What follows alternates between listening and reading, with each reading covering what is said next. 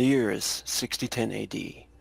Major corporations rule quite a bit of the megatropolis we all live in today, the imperial city known as Haven. It is a steel and concrete superstructure packed full of all manner of biological and mechanical life. Aliens, humans, and AI swarm the cracks between the overpopulated superstructures. The Elven and Human Alliance began the Armethian Empire long ago. The elves brought back magic to us, and in return, we taught them how to corrupt the flesh with cybernetics and bionetic implants. Since the early days of the Armethian Empire, we have expanded into distant solar systems, far enough to know that there are greater beings than us in the galaxy. The verse is a dangerous place where one can lose more than just their life, but their soul can be taken as well. We all exist as interdimensional beings, just all of us do not know this yet. You can visit the University of Haven and learn about the thaumaturgical studies where they will teach you about the many parallel realities. You can learn about the soul, the spirit world, and even the theological dichotomy concerning the paths of the light and dark. Yet with all of our knowledge of science and magic, we still have not found a way to exist on one of these planes forever. Your crew is a group of shadow operatives hired by Alliance Industries to do their dirty work. They sometimes hire outside subcontractors to do jobs for them, so they don't have to send their own agents out of jurisdiction. You have worked together as a team for nearly a year, with a few members coming and going. About a week ago, you were given an assignment to locate a rogue agent known more by his handle, Trip. He had apparently stolen some valuable information from Alliance Industries, an item called the V-chip. You were offered more than your normal pay, an amount of 30,000 credits to get the chip back. While doing so, Trip and a few of his associates were killed in the process in a club called Lost Horizon in Sector 72. It's a drug-filled nightclub run by an underground broker by the name of Jimmy Smalls. He didn't seem too happy about his place getting shot up, but after getting a gun in the face, he was willing to let it slide for the time being. After getting paid for the return of the V-chip, your crew took the remainder of the week to get some affairs in order. Money had been tight for all of you since getting such little work within the last year. The money came in just in time, and hopefully, the success of the mission meant that there was more money to come. The camera pans down through the megatropolis, through the neon, the lights, the rain, the hover cars, down to a dirty mech runner's garage, where we find Vega, the driver of the crew. And I'm gonna pan over here.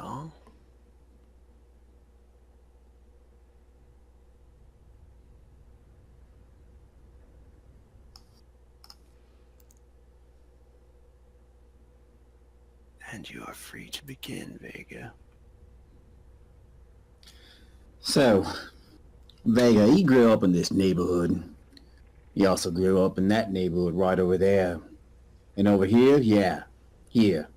He grew up in that neighborhood too. Vega, well, he grew up all over this damn city. His uncle kept him moving around a lot as a kid. Something about going where the merchandise is. You see, Unks was a car salesman, an occasional repo man that taught Vega everything he knows about banging around in a car. Sometimes, when Vega was a teenager, Unks would take him along on some of his repo jobs and have little Vega keep a lookout for the illegitimate owner. Unks taught Vega how to break the car down into parts once they got back to the garage, so that the separate parts could all be sent back to the manufacturers, who could then recoup some of the costs that were lost due to those lousy, deadbeat car owners. It was a fun job that little Vega remembers well. But now, Vega's an adult. Unks, well, he's long gone. And all of the guys from the garage are either taking the long nap, or behind bars. So, Vega does the only thing he knows how to do. He drives. He drives for anyone who needs a driver. He doesn't ask questions about why they need him to drive. He just drives. But Vega also likes to talk. Never about his jobs, no. Never, that would be unprofessional. No, Vega likes to talk about the good old days. Rambling around the neighborhoods. He likes to talk about his buddies at the shop. He talks about the times he helped unks with the repo jobs. He talks about the way the roads all have their own personalities, depending on the neighborhood. Some with those smooth curves. Some with really tight curves. Sexy. Vega loves those neighborhoods. Vega just likes to talk. Moving around so much as a kid, growing up in the garage, didn't leave a lot of time to make lifelong friends. So, Vega tries to have a friendly conversation with as many people as he can now. You never know when they're going to move on. It's better to be fast friends than not friends at all.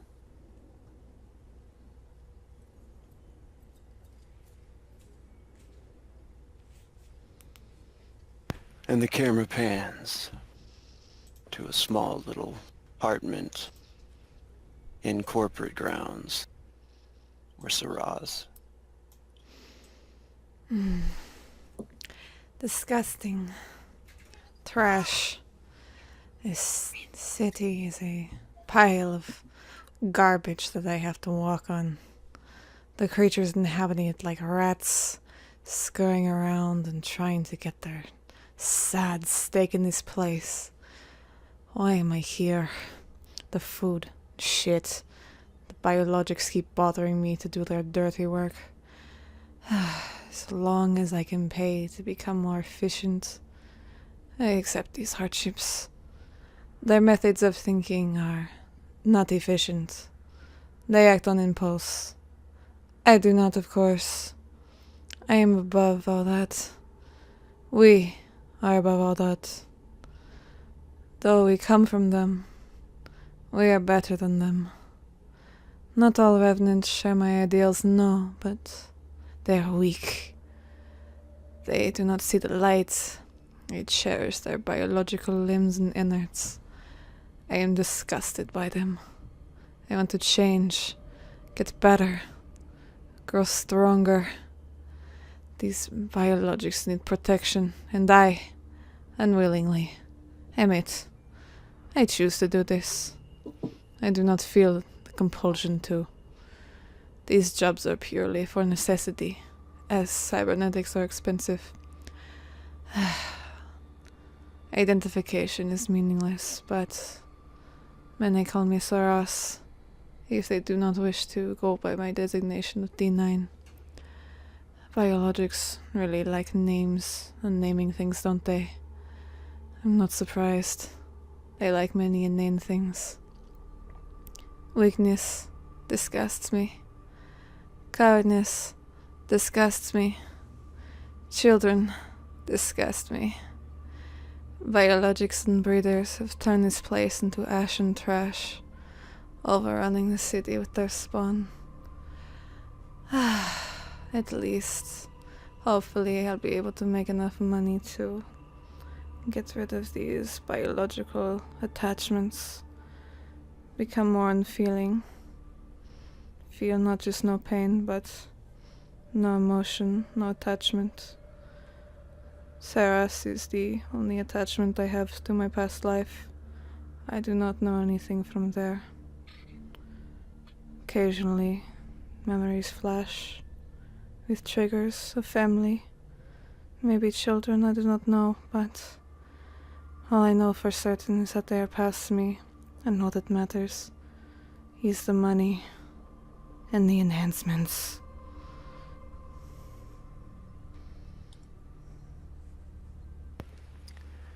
And now the camera pans to Aramil, the Technomancer.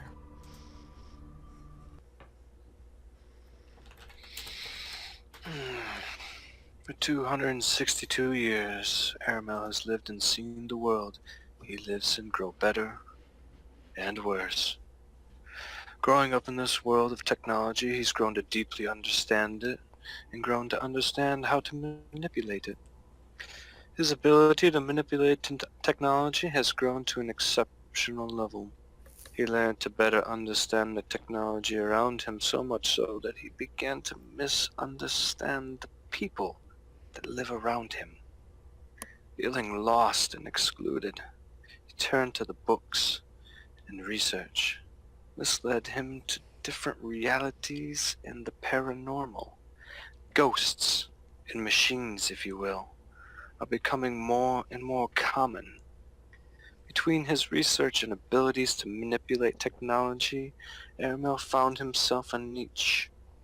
He's able to communicate and bring these ghosts out. He's more often found talking to machines and electronics than he is talking to people. He doesn't trust people. He trusts himself. In his years of research, he came across Mutt, a tracer. Mutt was an investigator of sorts, so it was like it was made to be.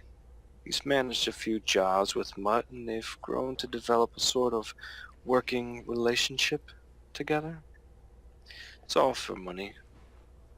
Money, the root of all evil, source of happiness and misery. Aramil is no fan of money, but he understands the importance of it.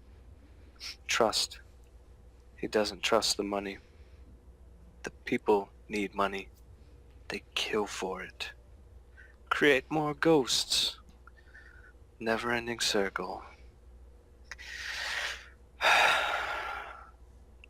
Another fucking job.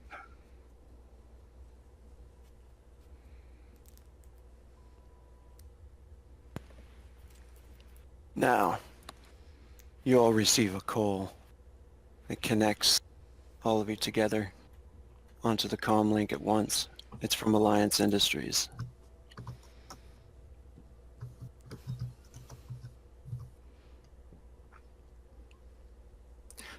The phone rings.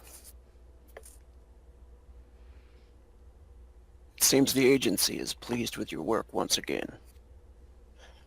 Alliance Industries wants to pay you for another contract. 40,000 credits for the research of one Dr. Raoul Minthorn. I've been authorized to grant you a sum equal to double that if you can bring him in alive. If not, his head will work. That'll do just fine for the sum of 40,000. Whatever means necessary, of course. Oh, and always, you do not work for AI in this matter. If anyone, like the Order, comes calling, tell them you've been hired by a private broker, a receipty merchant by the name of Gold Placket. Agent 72 out. If you have any questions, just call me back.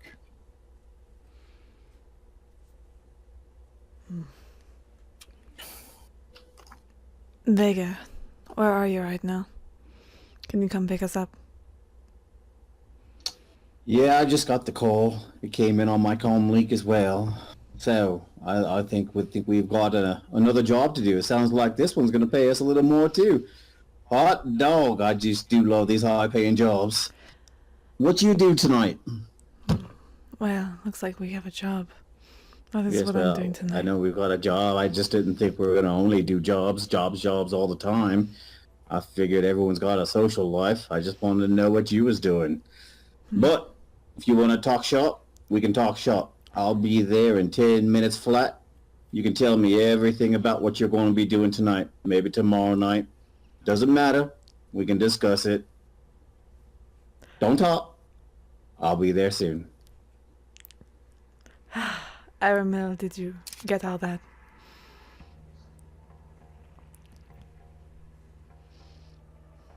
Oh, Aramil must have hung up on me. And she closed her phone, her compad. And Haramel just actually, he looks at it and he goes, I see.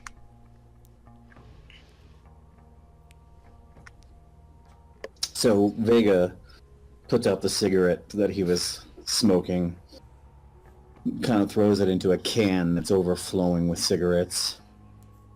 He puts on his jacket, takes a shot of something brown in a glass that's sitting on his desk. Who knows how long it's been there, but it smells like booze, so he goes ahead and does it. Walks out into his van, kind of squints his eyes a little bit once the light hits him, puts his sunglasses on, jumps into his beautiful, beautiful van, puts his hand on the wheel, just kind of feels it for just a moment, feeling the leather around it, and he starts it up and listens to it hum. He keeps it running in tip-top shape. He kind of revs it just a little bit, gently, just purr. Oh yeah, baby. We've got a job tonight and you're gonna do good, I can tell. I fed you earlier. Let's get this done. And he hits the gas and he takes off to pick up Aramil and Saras. And before Vega arrives at her tiny complex, Saras rolls off her bed and looks at the mirror, taking her unfortunate still existing hair, tying it behind her head before sliding on her helmet. Luckily she was able to fix it. She had gotten some skills in both weapon making and armor making over the past while and decided to hole up and make some new equipment for herself. She straps on her flak vest, slides on her cloak, puts on her bracers and her boots, gets all armored up, strapping 2 shotguns to either side of her, combat knife on the one side, pistol in her boot. Make sure the cloak is nice and tight. It's heavy. It's all very heavy. But she knows, walk, don't run. And she adjusts her helmet before leaving downstairs, letting the cloak billow out behind her. A stud falls off her boot. Unfortunately, they were not hot fixed appropriately, but that's okay. She accepts this. And she waits downstairs for Vega, arms crossed, looking out.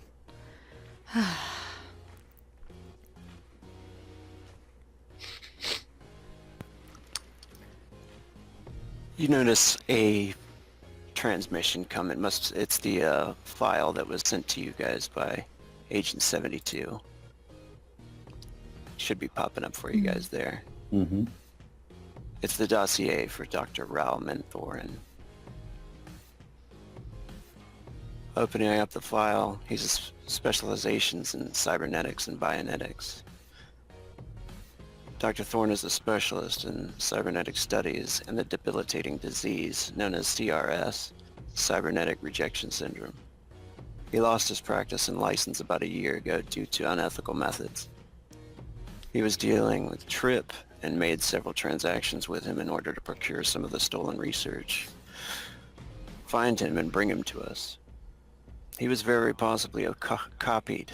He has very possibly copied the data, and we want him alive if possible. Agent 72 will meet you at the T-Cross rendezvous point for extraction of the target when he is located, and your payment will be transferred to your Federation accounts as usual.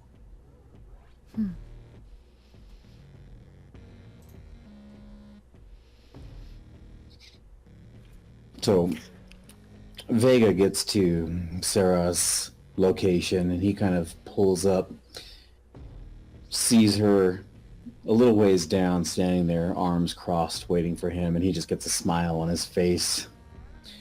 He kind of holds on to his steering wheel. He's holding on to it at the 11 and the 1, tight, close in, and then he leans forward into the wheel where it's just 6 inches from his chest. And he's smiling as he pulls up. He hits the brake just a little hard, so there's a little bit of a lurch as he stops right in front of her. He hits a button, just kind of smashes it with his fist, smack, on the dashboard, and it pops the side door open. Well, all right, love. Go ahead and come on in. Well, I think we gotta go pick up Aramil. I mean, you don't want to leave him waiting, do you? Well, I want this job done, so no. Yes, well, the job will get done. The job always gets done. Usually. And she'll slide into the seat. It's a bit awkward with all the weaponry now stacked on her. But she gets in finally and straps herself in, putting her hands on her lap, back straight, just kind of looking around. Still smells in here. Yeah, I don't know why it smells in here, as he lights up a cigarette. He smacks it against his thigh again, lights his cigarette up, holding it in his mouth, and he's mumbling between the cigarettes, you know, inhalations. Yeah, I don't know why it stinks in here. I keep good care of this place. You know, this is my baby, you know. Love her like one of my own. And he kind of puts hand over hand, starts pulling out from the curb.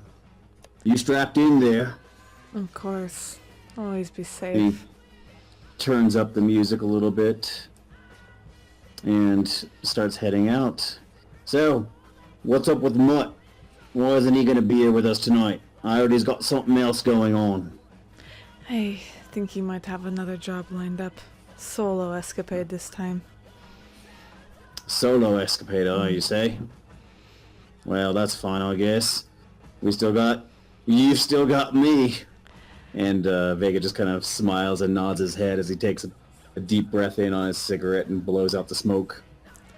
And underneath Sarah's helmet, her smile or mouth is a very tight line in annoyance. But I guess luckily for Vega, the helmet's on. Yes, lucky to have you. You drive adequately. Alright, and Vega turns around, looks back at her and smiles, cigarette hanging out of his mouth. Alright, well let's go get pointy, eh? Turns back around, faces the road, and drives off to go get Aramil. Awesome. On the way there,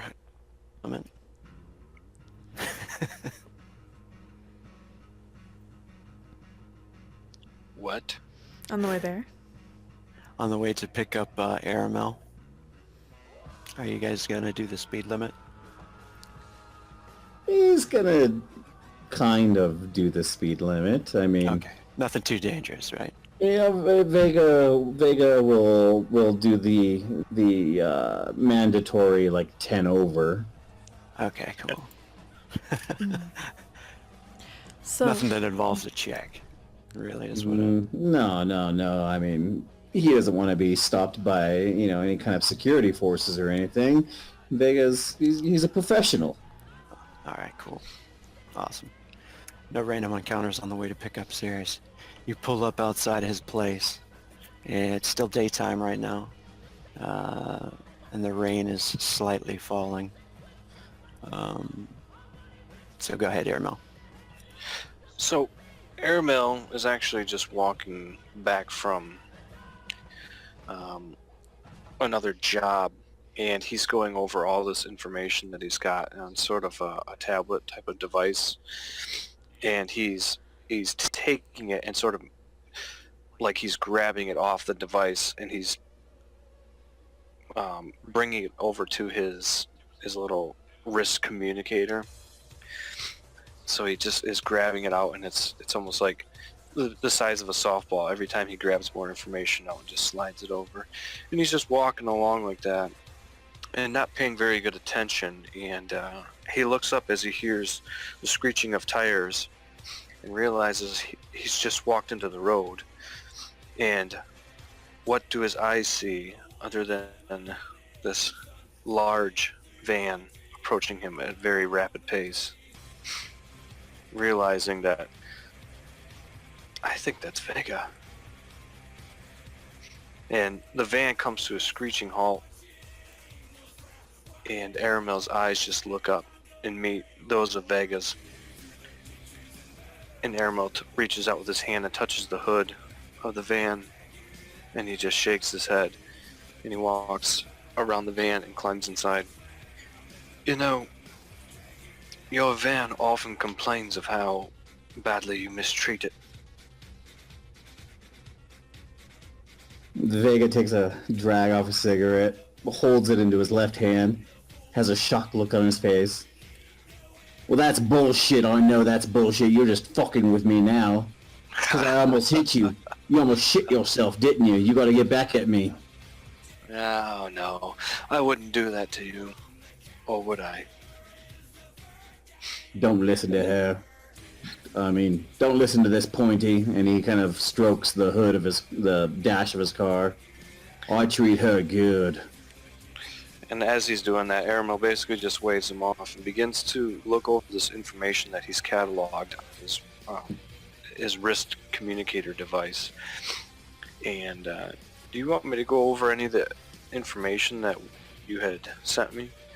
Because I think I don't know if you, I mean, you kind of recapped it. Yes, please do. If you would like to. Okay. No, that's fine. So I managed to go over several of those hard drives and pull off as much information as I could.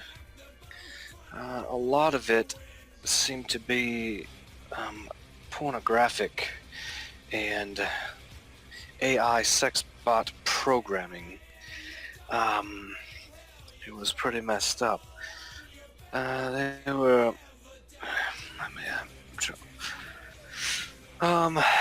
that guy Trip was his name, correct? Trip, yeah, Trip. Right. He seemed like he was into some pretty deep stuff. I think he wanted to open up his own sex bot ring, a business perhaps. I also came across some information about a Dr. Raul Minthorin, I think his name is. Many of those files were corrupt, but I did manage to pull up some information about what is it, CRS.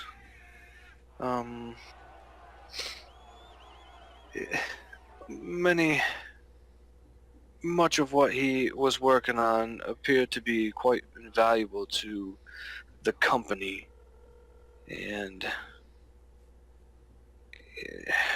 well, the company ever since his business went under due to his immoral methods of operation. Let's see. Oh, Are you going yes. to tell us anything that's not in his bio? We already heard about that. Well, you didn't hear about all the information about Trip?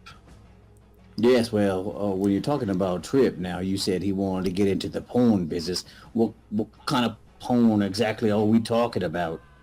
I mean, is this girl, is this guy, is this guy, is this guy, is this girl, guy? I mean, you gotta tell me exactly what kind of porn you're talking about. This is not relevant, Vega. Just puts his hands and kind of to his head and pinches the bridge of his nose. Your never-ending yammering never ceases to give me the greatest headache. I'm just saying there's lots of kinds of porn. I just wanted to know exactly what kind we're dealing with. It might make a difference. Actually. Vega, all sorts. If you are into choking porn, I can help you with that right now. Please stop asking. Hey, you know, you don't need to choke me. I won't call you daddy. You don't call me mommy. We're straight, okay? We'll be okay, so let's go ahead and head on. Looks like we found the address. 257 East Wolves District. I say we head there. Okay, I was gonna go over the rest of this information, but... Why don't you talk while we drive? Okay, so Trip had a fascinating interest in botany, and within these files contained mixtures of nanotechnology and genetic regeneration, which were created by mutated plant life. Now, these were available to all of us while we were, well, I guess we came across the serum. Do you remember? The go-go juice we found at the other place made I'm me pretty feel sure. wrong again. Yeah, I'm pretty sure that was that stuff. The same, whatever this genetic regeneration juice, we'll call it. No. It turns out that this research is the primary subject matter of the V-chip. The chip itself seemed to be unhackable. Unfortunately, I was not able to get into it, but yeah, there were some indicators though that seemed to point to the technology being designed for Alliance Industries. So I think the V-chip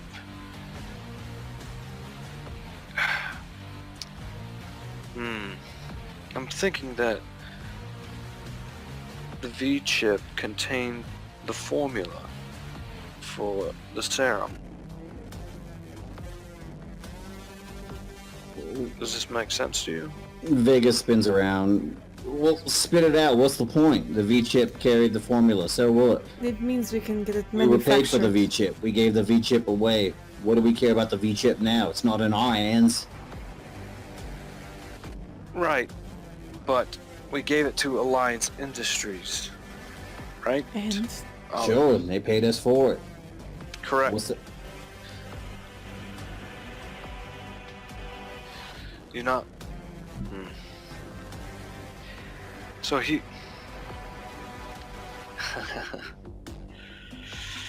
I find it... What? Go ahead. I was gonna say he's bothered by it a little bit. The morality issue of it, maybe. Yeah. Which... what I'm trying to say... I have such a difficult time communicating this to others, I suppose. You don't feel at all torn, Vega. Torn?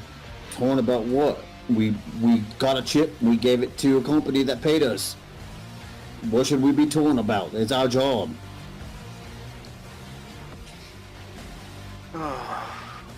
What am I missing here? And he turns around and looks at Saras. What am I missing here? Can you tell me?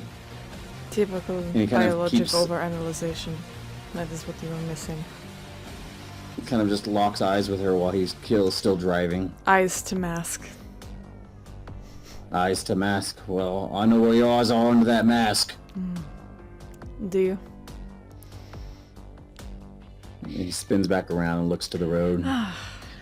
Are we able to draw any direct correlation to the fact that we're going to find this Dr. Raul Min Thorin, right? Is that how you say his name? Yeah. So Alliance Industries wants this guy, and they have the V-chip, and this guy is a specialist in the field of cybernetic research and debilitating effects of CRS. Cybernetic rejection syndrome. Rejection syndrome. Correct.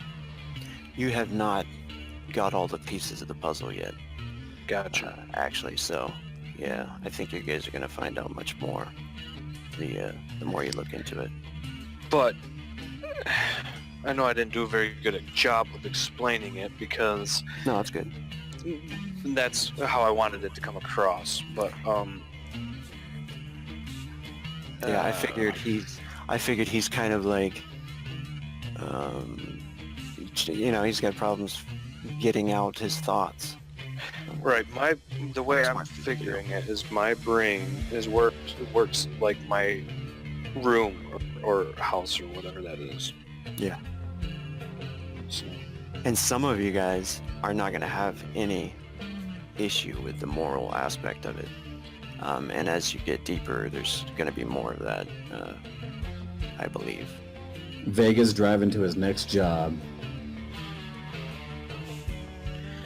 yeah. And Yep. so Aramel just like I said, he puts his hands in his head in his hands, and he just goes, "Just drive, Vega." Are you still able to do this job, Aramel? Oh yes, absolutely. I'm able to do the job. It's just I'm trying to make you understand the rift growing,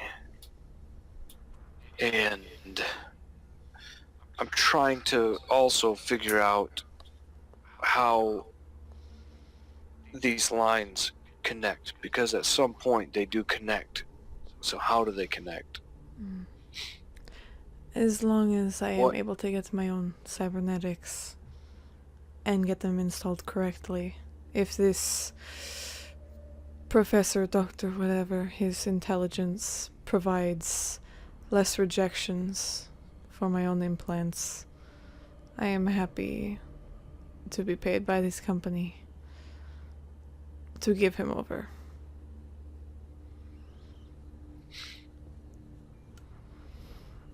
Well, there you have it. Do you guys have any more of that serum left?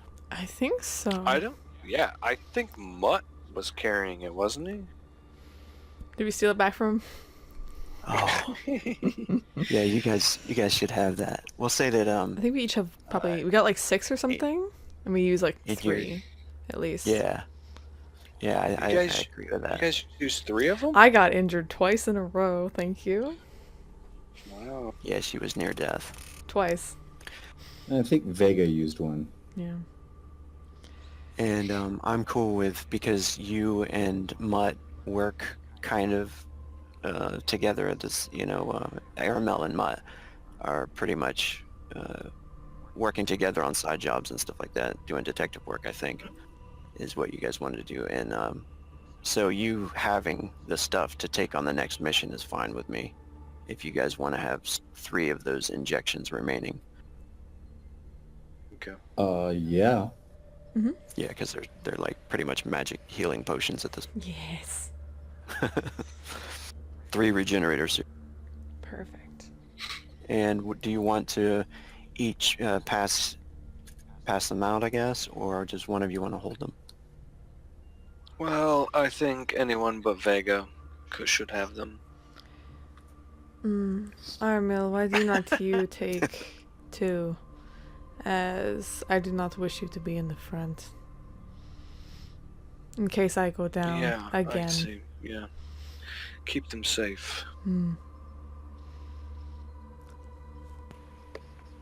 Excellent. So you guys pulling down the street towards it's just about to get nighttime, and you reach Dr. Thorne's apartment complex.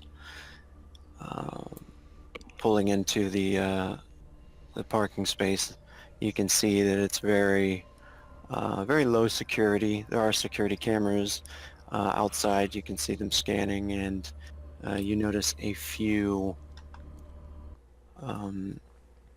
security guards standing at the door. The rain's slightly falling, but people are coming in and out. They're not checking IDs or anything like that. In this city, guns are illegal unless you have a permit, but you can conceal them, under coats and stuff like that. Do you guys want to leave the guns in the car, or what do you want to do? I don't think I have a gun. I'm at least Anymore, do hiding I? mine under cloaks. Or my cloak there. Okay. You want to hide it under the cloak? Yeah. Them.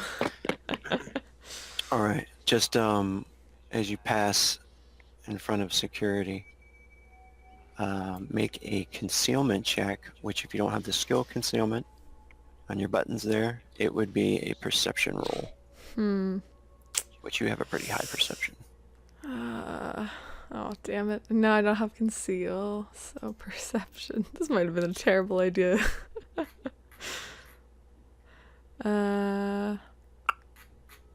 Sorry, perception you said? Okay. Yeah. Pray for me. Oh, if things go bad, I'm sorry. I'm sorry.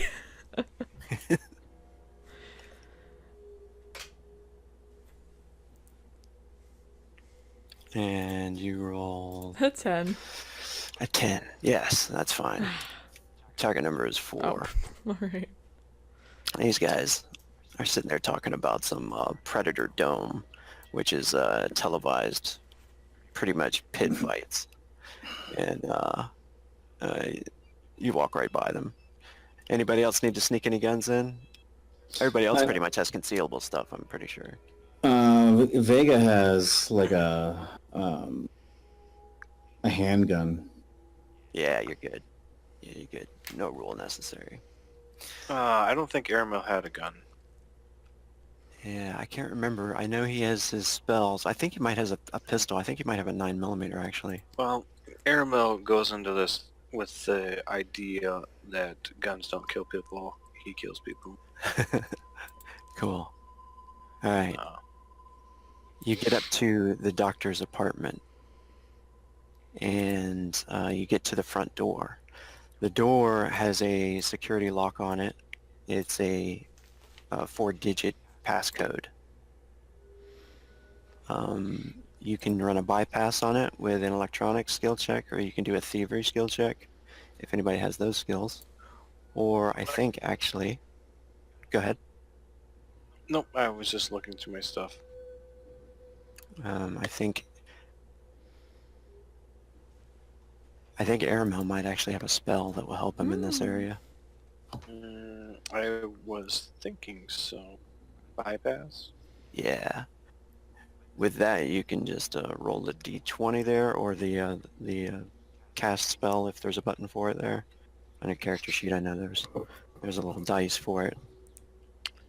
Yeah. I'm looking through my spell list across the top there. Just base?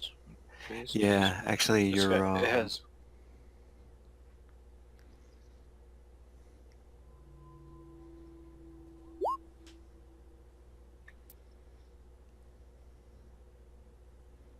nice.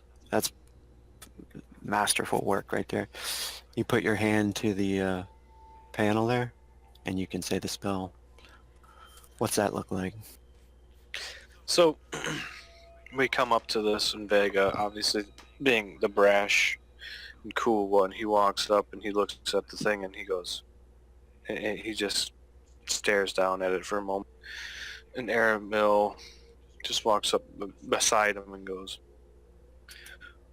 well, what's the code then? And Vega obviously says nothing. So he goes, don't worry, I'll handle this then. And he just reaches out with just the 3 fingers, just his pointer, middle, and thumb. And he touches it and he closes his eyes just briefly.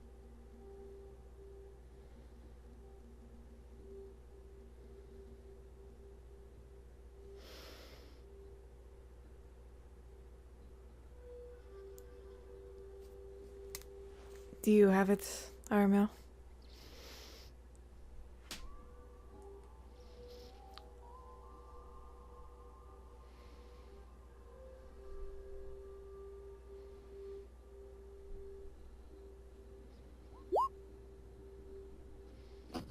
We can't hear you.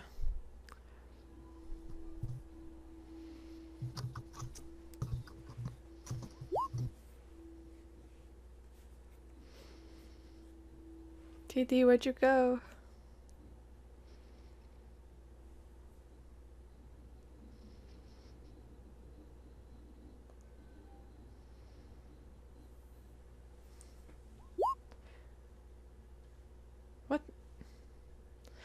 Oh man. So dropped. Can you guys hear me? Yeah. Yeah. That was weird. Yeah, it was Yeah. super Who, weird. did I drop? Who dropped? I don't know. Well, Rogue No, dropped I think out. Rogue dropped. I think it was me. I think because, everybody just got. All Yeah, right. I think everybody just kind of. That's okay. I'll Yeah. cut that part out. It's fine. Okay, cool. Was it Discord that messed I- up? Okay, I so think what so. did we hear? The last I heard was you putting your 3 fingers on the panel. You're fingering Yep, the so- panel. Yep. Do you want me just to redo the thing and then Up to you.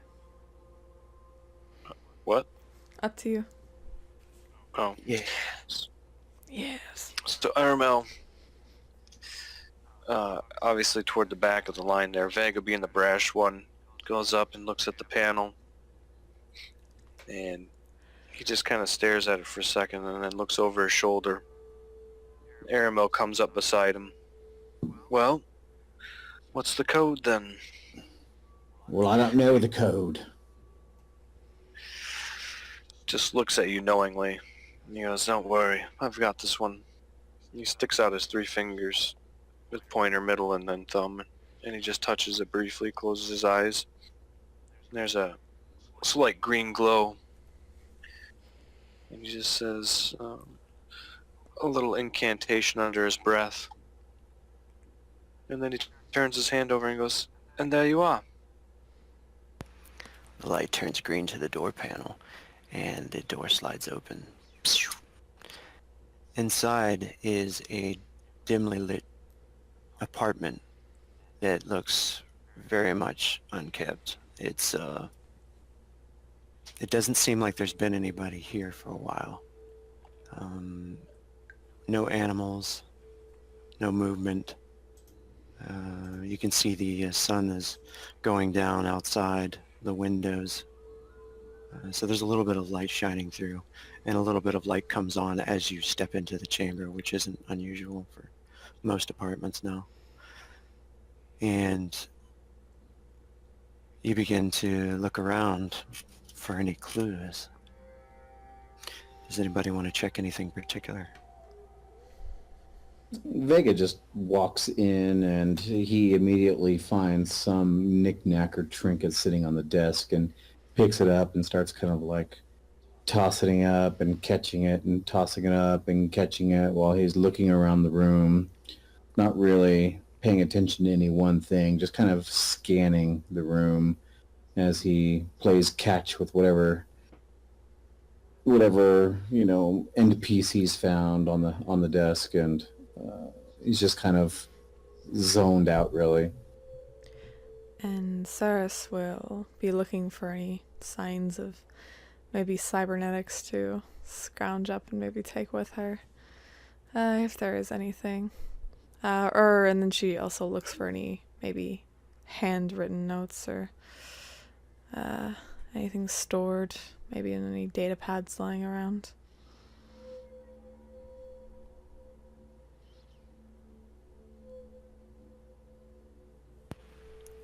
There are some cybernetic implants kind of in glass display cases. You notice that there is a arm and muscle replacement cybernetics. You could totally take those, and if you know somebody that can put them in, that's an upgrade for you Oh, for free right I'm there. taking those That's for like, sure. I think 80,000 credits worth of stuff right there. So yeah, you can snag that. Yeah. And there's also some sort of skill implants Ooh. on the desk where the computer is at. Can everybody make a perception check, actually? Perception. Whoa. Woohoo! Whoa. What the Whoa. Perceptive. That must Yeah. have that exploded. Yeah, our 10 blew up. Blowing up.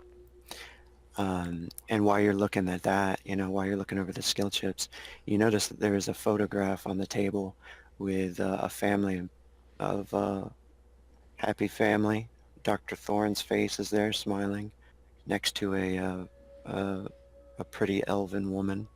And then there's a small child, maybe of 6 or 7, elven female, or half Eldrin, on the table there. And this is actually a clue for you guys. A clue. And Sarah will pick it up. Oh, go ahead. Okay, And, you take that. yeah, she'll look at it, look over at Armil. Armil, are you maybe able to track these people? Like some sort of face recognizing ID, maybe find their address, see if we can find them. Maybe they know where he is. Aramil looks at Saris, just gives sort of a nod. I might be able to. And then he just kind of walks past her to go and investigate this computer more closely. And what's going on there? As Aramil walks up to the computer, Vega kind of walks up to the opposite side of it, and then he puts his arms over across the top of it and puts his chin over his arms. Oh, Aramil, what's she saying? I know you can talk to her. She's saying anything sweet to you? And he just kind of leaves his chin on his arms right there, and he's looking up at Aramil.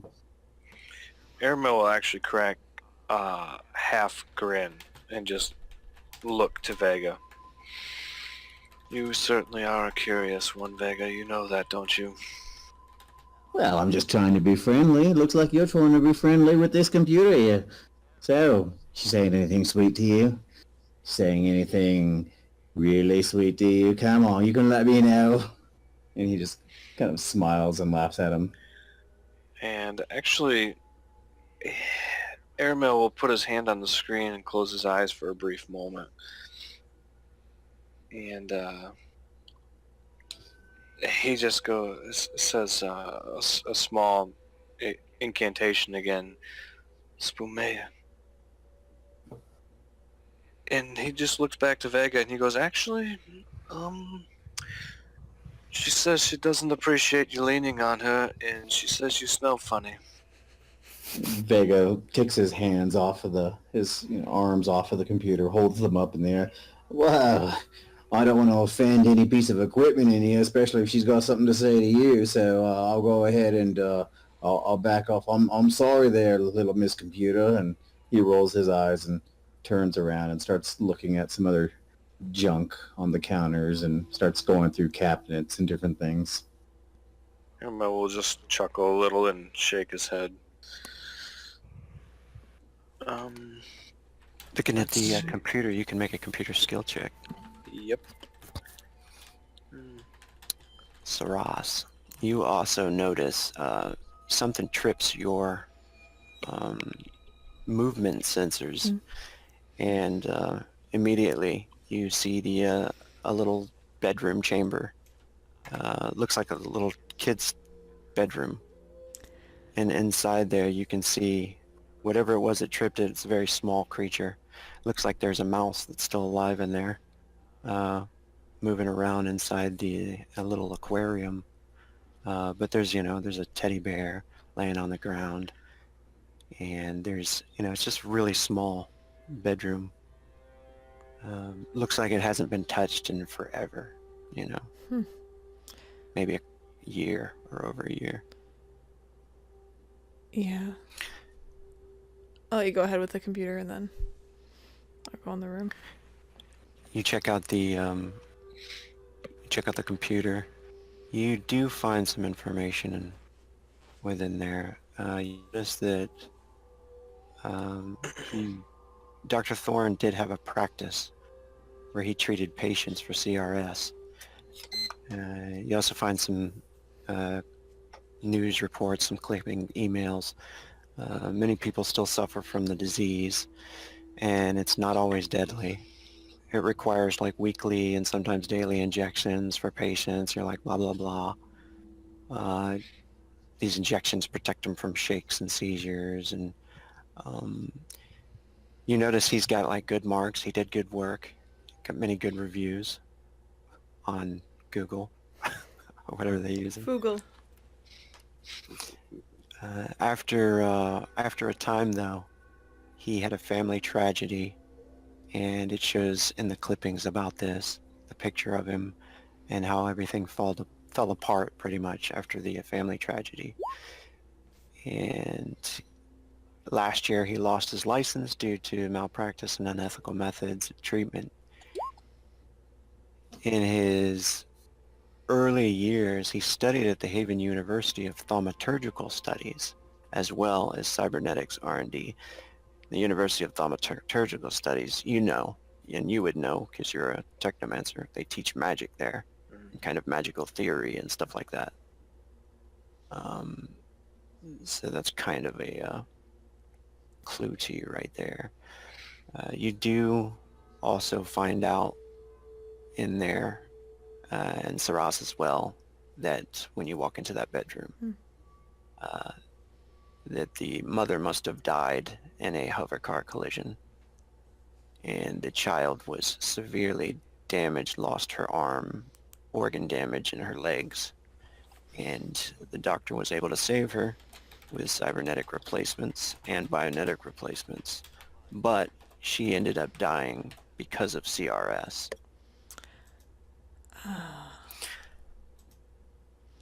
After a while, so that's probably what caused the family tragedy and the decline of his practice. But you, checking over the computer files, you do find out the location of where his practice was, and it hasn't since been reopened. But you do find the address for that place. Okay. Looks like I have... What was his name again? Raul Dr. Minthorn. Raul? Oh, right.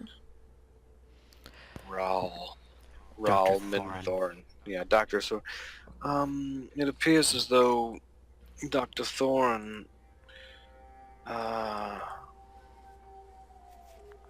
he got shut down,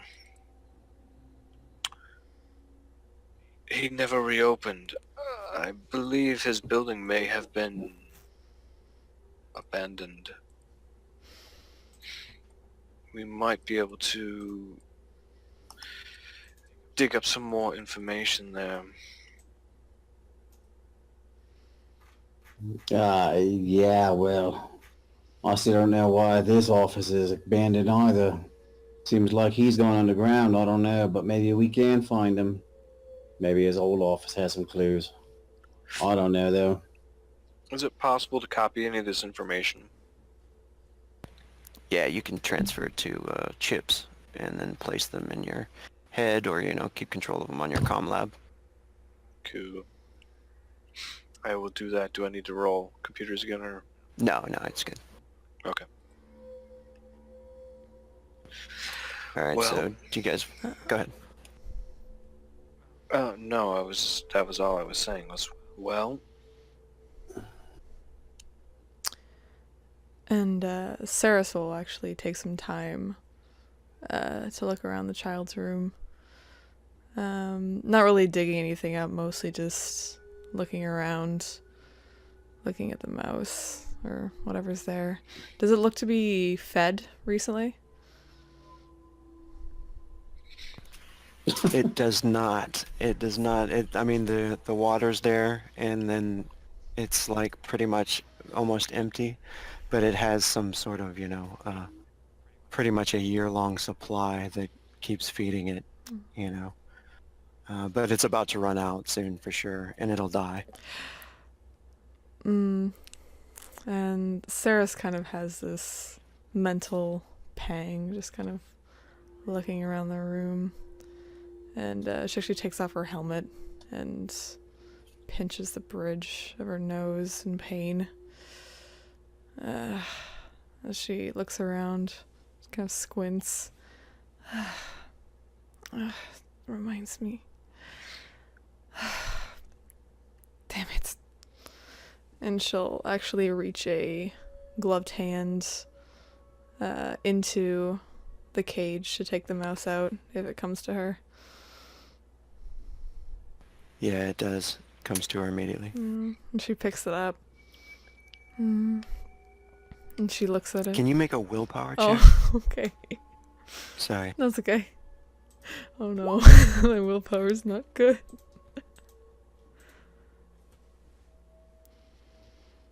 Holy wow. Yeah, I got a Yeah. 6. So you get a like mental flash of past life stuff, you know? I think you had a daughter or something. Yeah. And like immediately once you get contacted by this biological little creature and the whole teddy bear, the whole room, everything, just something clicks and you get a flash in there. What's that look like? So, Sarah takes the kind of mouse into her hand and cradles it, and she gets a flash, and she, in her mind, she sees some sort of father figure and 2 kids, a daughter and a son, and she kind of stumbles back and sits down on the bed. And very unlike her, she's kind of breathing hard. She's looking around. Where is she? Where's Tammy? And she'll look to the teddy and look to the mouse. And she'll take a deep breath. It's okay. Ghosts now. She'll look down at the mouse and gently pet it. And surprising looking down at it with compassion. And she'll pop the little mouse on her shoulder and see if there's any other food that maybe that she can scrounge up to feed it, and give it some water before she gets back up and grabs her helmet. Yeah, you can see there's another long replacement meal for it. Keep it going for a long time. Yeah, she grabs the food, gives it some water, and gives it another pet before putting her helmet back on. Vega comes bursting through the door. Hey, is that a mouse you got there? I didn't know you had a ponytail. But the mouse, is that where did you find a mouse? And he's just really excited about her holding a mouse. It was in here. I need to leave this room. And she grabs Vega's shoulder and pushes him roughly out of the way and leaves the room. Vega doesn't even pay any attention to that, and he just kind of kneels down and looks into the cage. Well, would you look at you, a little mouse. She's got the mouse with her, What the dude. hell?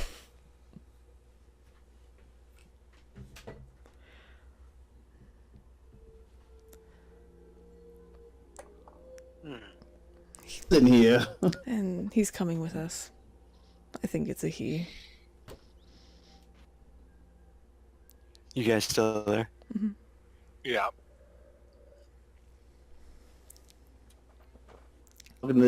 He's talking to the mouse now. He must still be talking to his computer. I don't know.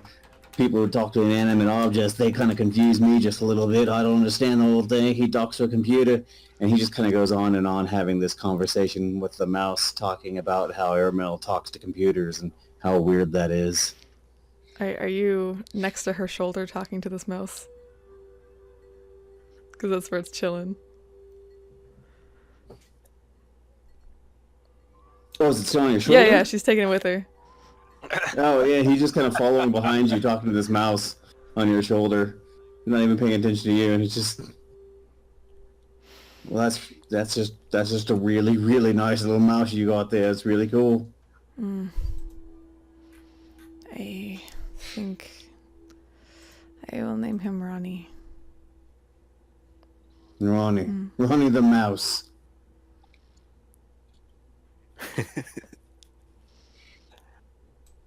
So while all that's happening, and Vega comes out talking to this mouse that is on Ceres' shoulder, He begins to sort of survey the room a little. Is there anything else in here, electronic based, or anything that I could look No, at, investigate? no. Other than like the Liar. There's a holovision radio. and stuff like that. Yeah, nothing of consequence. You think, other than the Okay. TV and stuff like that. Okay. So you guys ready to bail out then?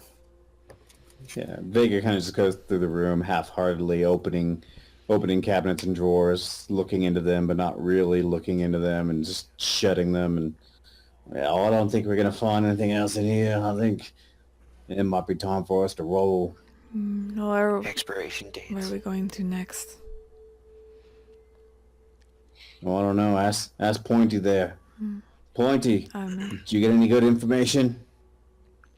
Yeah, I did. It is old CRS. Yeah, the old CRS lab is the place you found that kind of went out of business. That's pretty much the only other lead you got to maybe track him down. Okay. So I think if we go to the old CRS lab, we might be able to dig up more information. And maybe you'll find yourself a mouse. You think so? Well, that would be really neat. I would love to find me a mouse, or maybe even a rat. Something like a rat I could just put on the dashboard there, maybe even in the glove compartment. I don't know. Just kind of keep it around, have a friend, someone to talk to once in a while. Either way, you think maybe I could? I don't know. We'll see when we get there, I guess, eh? It'll be your first friend.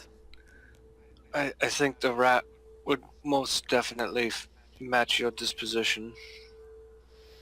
Well, rats all friendly. You're probably right about that. So, well, let's go ahead and go then. Maybe we'll find one. All right, you guys take off. Back to the vehicle. And slip out right past the guys. They don't pay any attention to people coming out. That's a good thing. So, back into the van. And now you have a mouse. Mm-hmm. And you do have some stolen cybernetics that you could copy down. Yes.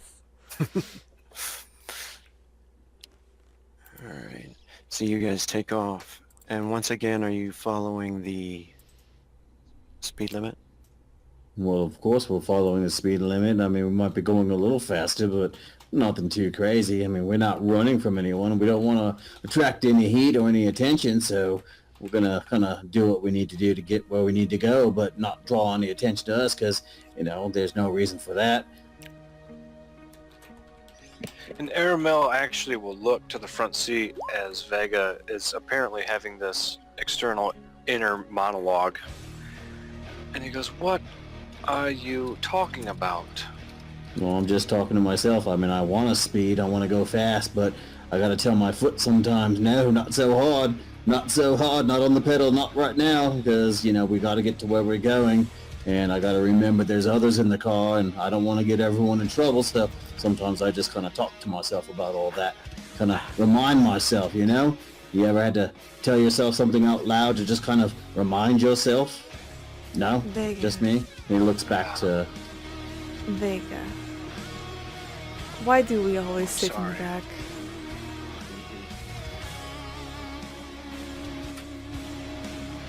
I feel like a child.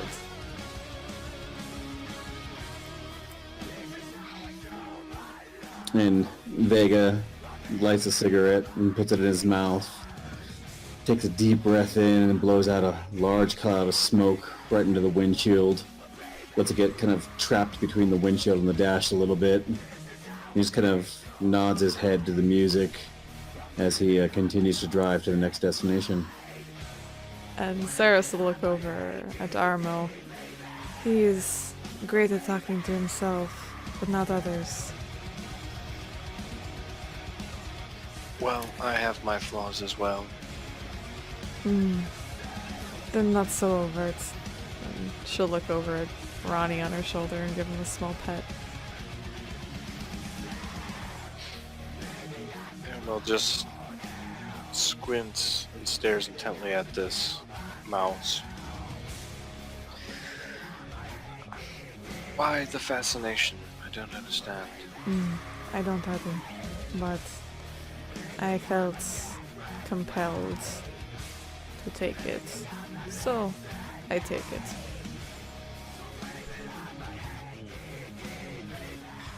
Perhaps you do have a heart. And he leans back, Unfortunately, puts his hands behind his head. I still have it. Until your next upgrade, perhaps. It is one of my last And then- upgrades. And Aramel will lean back and close his eyes. And he kicks his feet up. I suggest maybe you try riding this way. It's sometimes the only way it's bearable. I am adequately comfortable. And he cracks one eye open. He says, "Are you sure? You look fairly rigid." This is my comfort. Rigidity.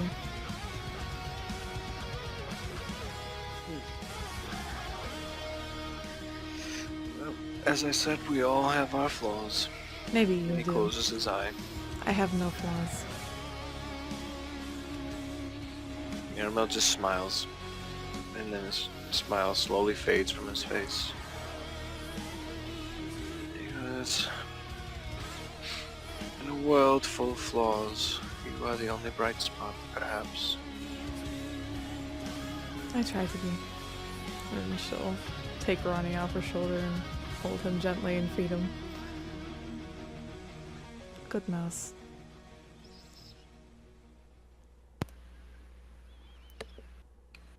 And with that, you guys pull up to the location. The address of this old CRS factory.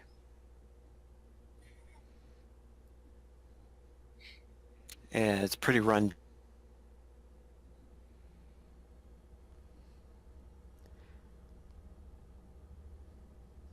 Here we go.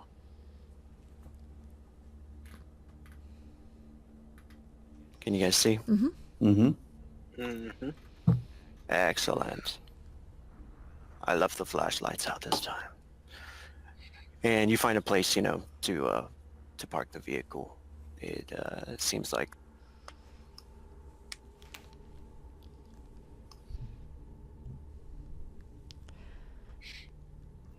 And Saris, before they go in, she'll tuck the mouse into her flak jacket, so it's protected. okay. Yeah, I was thinking about that. I was like, are you gonna leave it in the truck, or No. you gonna take it with you? I don't want him getting secondhand smoke. All right. So now you have all your weapons with you, and you guys can move down the street. It'll be up and to the right is where you guys are going. Is where it shows on your comm lab. Now it is nighttime, and you find yourselves in these back alleys. On the walls, all the way up to the cracks where you can barely see the sky. The rain falls through these cracks, and you can see all these neon advertisements of shops and stuff like that. Most of this place is really run down, though. Older part of town. You can see it's pretty barren. There's a creature here and there, that large gamma rats that scurry down into little holes and everything as you're passing through this place. Up ahead, you can see on your scanners as well as physically, you see some movement down here at the end of this road. Right around this corner should be the location you guys are looking for. You can see like a brothel, and a few females are like peeking out the windows and stuff, and they don't seem to come and try to bring you into this place for some reason. Probably because you're walking around all armored up and looking like ready to kick some ass. Be careful. I have a feeling things are about to go down.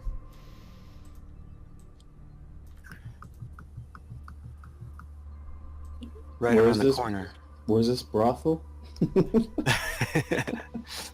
Oh, The brothel is right over here. right here. Uh, you can see these guys over here. You see them smoking cigarettes. It looks like a human, and there's an orc standing next to him. They're both smoking. And across is a really ragged-looking dude. He looks like a junkie. He's standing next to one of those barrels, fire sticking out. He's warming his hands up, and the human looks over. You can see one of his eyes is all cybered out, really bad cybernetic implant. And he looks over and he's like, you can see the orc says something to him in Kohu, the tongue of the orcs. And then the human looks up towards you guys, and he's like, what's up? You guys looking for some ice? You guys looking for some smoke? Drip drop? Yeah. And he starts laughing. You can see he's got like 3 teeth. One of them's gold, one of them's silver. You guys need anything? It looks like you might need something. Your eye is very damaged. Do I know what the orc said? Because I am fluent in Kohu. Oh, yeah. He says, look. He says, Lolo. That's what he called him. Look, Lolo. Customers is what he said. Okay. And Lolo looks towards you. He's like, my eye is fine. It tells me who you really are. You guys need some magic. I know this. Yes, some magic. What exact magic are you providing? I give you the ice and make you really fast. The eyes. He's the... And then you can see him. He shows you some crystals that he's got in a package. 1 dose. He's like, you smoke this, you move like lightning.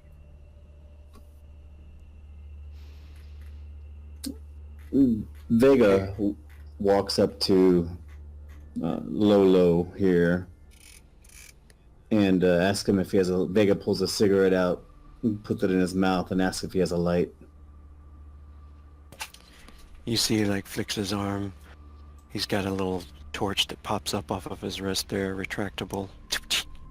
And he says, of course, man. Lolo's got whatever you need. And And Vega Cabe- kind of cups the flame a little bit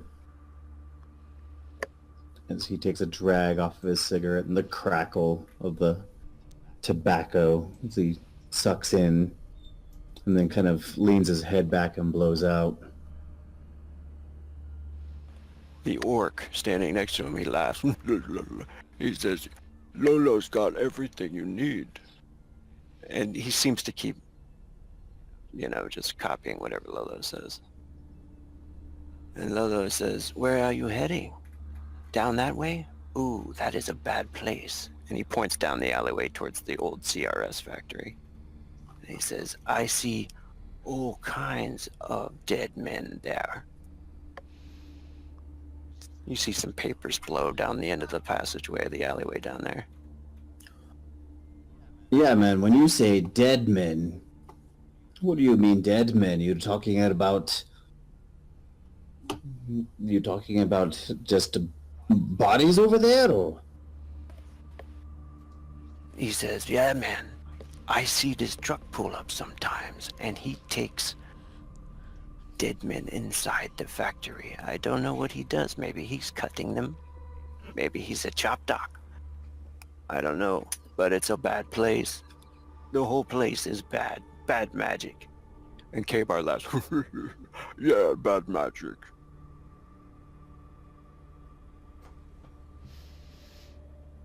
Looks like the place we might need to visit.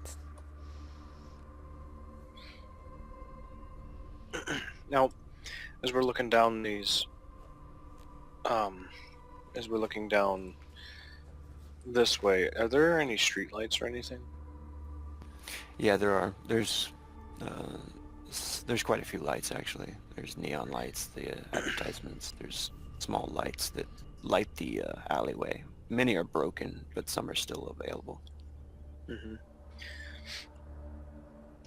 Is it possible to try to perform some form of minor thaumaturgy? Dealing with the lights? Like as if magic might be affecting them at all or anything like that. Yeah. Yeah, go ahead and try to see if you can pick up on anything like that. Okay. 14's actually a really good roll. From just the vibe of the alleyway, and the lighting and everything, you can tell that there has been dark magic used in this area. Not necessarily like recently, but Mm-hmm. this place just seems bad. And if you can look into the astral realm, you can't do that yet, but you can feel it, you know. You almost have that power, but you can feel it, you know, that the place holds a negative vibe. Gotcha. So, if I was to try and, say, douse these lights, then it wouldn't give off any type of effect. No, you know. Okay. So Aramil just strains his eyes, and he obviously gets the sense that there has been dark magic used here. And he just squints, and he'll shuffle his way over to Saras, and he goes to her in sort of a whisper. As unsavory as these characters may be, they do speak some degree of truth. I fear we may be going into a truly dark place. Well, the job demands it, and we must abide. Mm-hmm. That junkie turns towards you guys. Can you spare some credits, man? No. K-Bar laughs at him.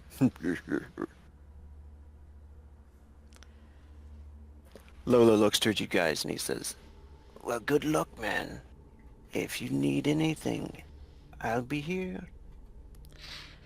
Yes, do not hold your breath. But thank you for the, how do you say, information about bodies and whatnot. Is there anything I can do with this fire? Pour on the junkie.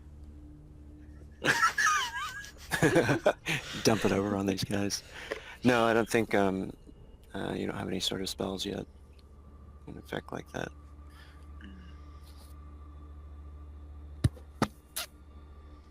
And Vega will just kind of raise his eyebrows and his head as to, you know, to give the nod to Lolo as he takes a drag off a cigarette and he puts his hand out with his palm off to the side, almost to do kind of a sort of like a handshake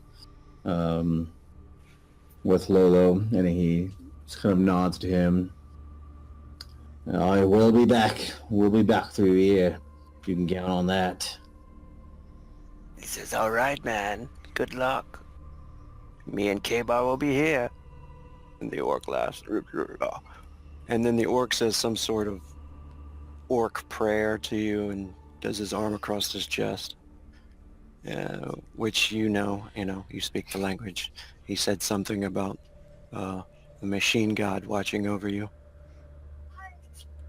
And Vega, as he's walking by K-Bar, nods his head to him, puts his arm over his chest as well, and then Kohu just says, thank you, brother. Thank you. he seems surprised that you know it, and he's like, he smiles and nods. He's only got one tusk. He doesn't have the other tusk. It looks like it's been ripped out. And Vega continues to walk. All right. You guys can go ahead and move your miniatures down there.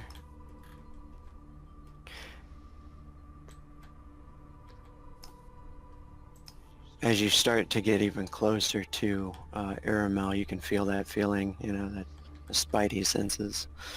It's just a nasty kind of feeling in your gut, the dark mana. When you use your magic, it feels almost like the static, to you. Dark mana comes from something else. So, yeah, pretty much everything around here seems vacant of life. When you get up to the dumpster, you can see right around the corner over here. It's no need for a perception check. There is a video camera facing the doorway, which is an entrance. It's not moving or anything. It's just stationary. You can also see that there's a vehicle outside.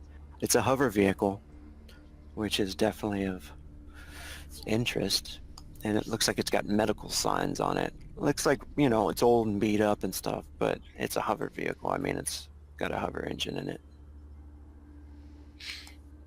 But because of this, Vega, you would also know it might have some nice security on it. Mm-hmm. Which could consist of shock doors and stuff like that.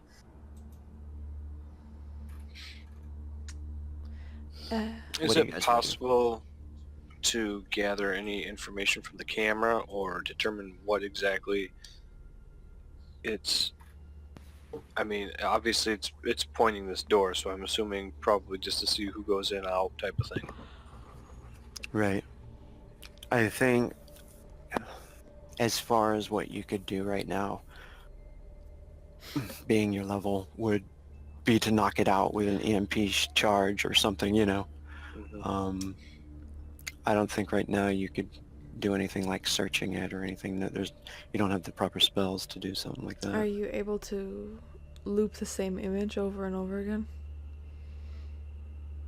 Yeah, he wouldn't be able to do that either. Because Which whoever would be awesome. has this camera installed, it looks like maybe they're going to bolt if someone comes in they do not recognize. Mhm. I was hoping to be able to maybe get some information from it, because perhaps I could, from here, have been able to access perhaps any saved files or video recordings or anything like that, but I think this place is too deeply tainted and it's knocking my senses askew a bit. But perhaps I can just take it down, if that would be agreeable. If we are to take it down, I think that the plan of action is to rush the door, as we don't want whoever's in there to have enough time to prepare to leave. Or prepare to attack. If Thorin's in there, we can't have him escape.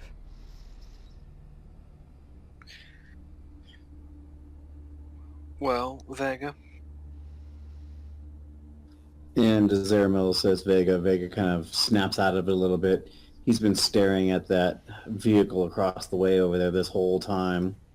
He hasn't listened to anything they've said. He's not paying attention to them at all.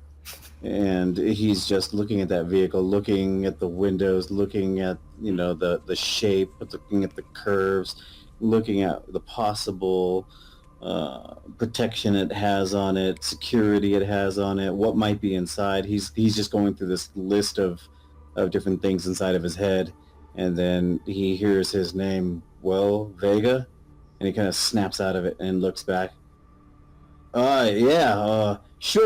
Sure, let's do that. Alright. Let's do what, Vega? Well, what you just said, whatever it was you just said, let's That was a good idea. Yeah, I agree completely. Let's go ahead and do that.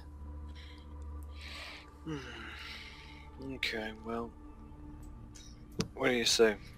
Knock it out? Alright, bust it down. Okay. Can you, from here, tell what kind of door this is, or the security? Oh, idea! Can you maybe, I don't know if you can slightly move it up so you can sneak underneath? Would that work?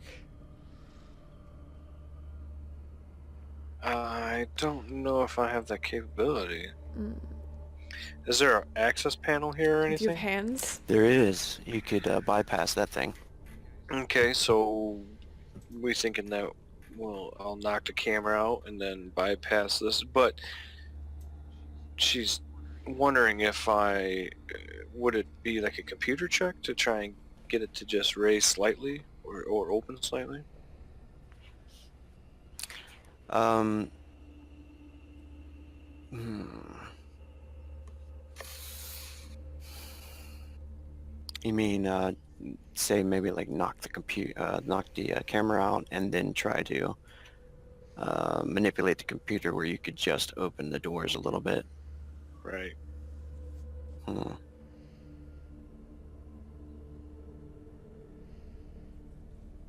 I guess it is possible. It'd pretty much be similar to a bypass, though. Anyway, I think. Okay. All right. Well, first I guess I'll try to knock the camera down.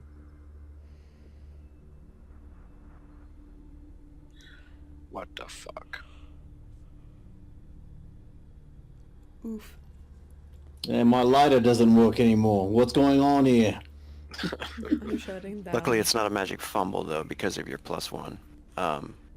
But the dispel just fizzles, wastes your mana, and you can see like the magical energy come down and goes like spark out of your fingertips.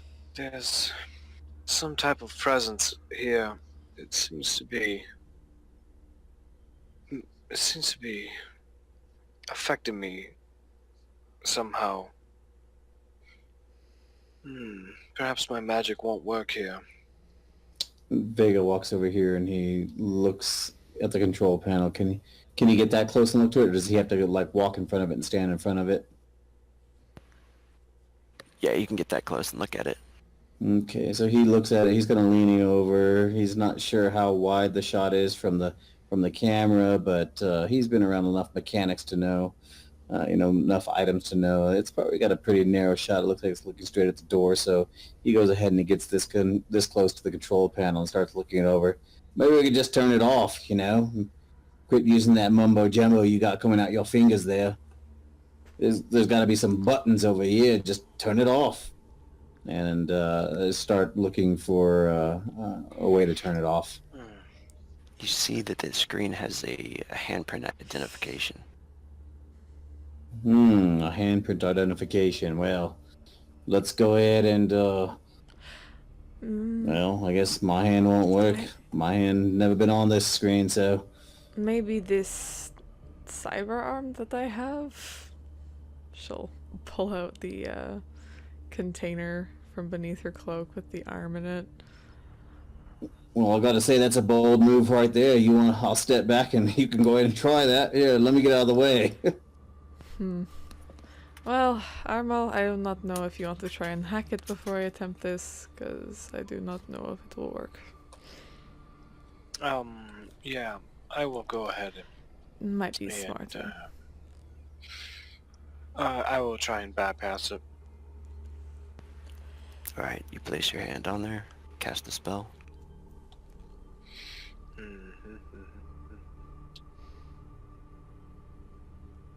I have to put something on there for what the. Yeah, that's right. That's right, actually. Oh, the one before was spell damage. This one is right. This one is right, because you got a +2 to spell attack. Oh yeah. Well, that's weird. That's alright. That's alright. That's my orb. It successfully works. The light goes and the doors slide open. There we go. Yeah, and the camera is knocked out, because that's what it would have been.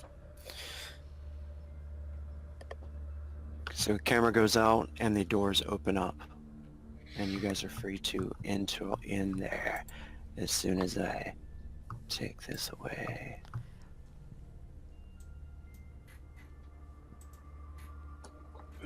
There we are.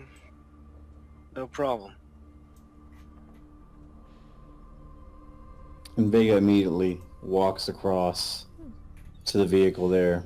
We need to hurry inside, not play with vehicles. And he starts looking through the windows, looking underneath, looking at the sides. Yeah, you can see the windows are tinted. It does not seem to have the shock handles. Vega goes ahead and he grabs a handle. Just to check to see if it's open or not. Yeah, and it's locked. Well, blasted. Oh, well. I'll be coming back for you there, little sweetie. Don't you worry. I'll be back. Give me one moment, guys. My roll 20 decided to freeze up. Yeah, mine did too. Mine too. I'm gonna Yeah, I'm just gonna reconnect. Oh, and of course, once I refresh, everything's fine.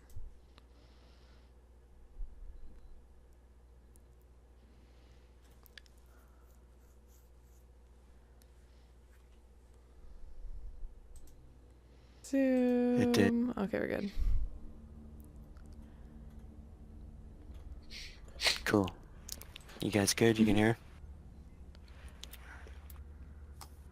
Alright, and you should be able to see the door is open and you guys can move in there. After you, Vega. Oh, well, aren't you sweet? I'm at the inside. Is there any sign of our man? It seems pretty dead, pretty quiet in there. There's a computer desk. Looks like an old lobby where people used to come in and sit and wait for their turn to go in. And it seems strangely silent in this whole place. And you can see a door over here with another padlock, passkey, 4-digit passkey. There is another door over here that is adjacent to this chamber. There's an old TV. The TV is dead. It's black screen, which is back over this way. Is this a computer? Yes, it is, and it seems to be an old secretarial computer that has files in there for pretty much employees and stuff coming in and out and things like that, patients. Perfect. Looks like it has access to this key code here too, that you could like unlock it from that position. Old coffee cup on the counter, old ashtray, old cigarette butts in there.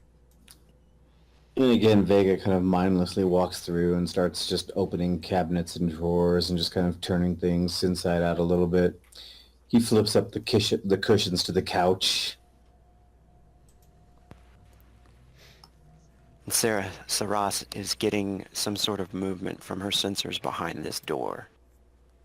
And she'll make a motion. She won't say anything, but she'll try and get Aramel and Vega's attention.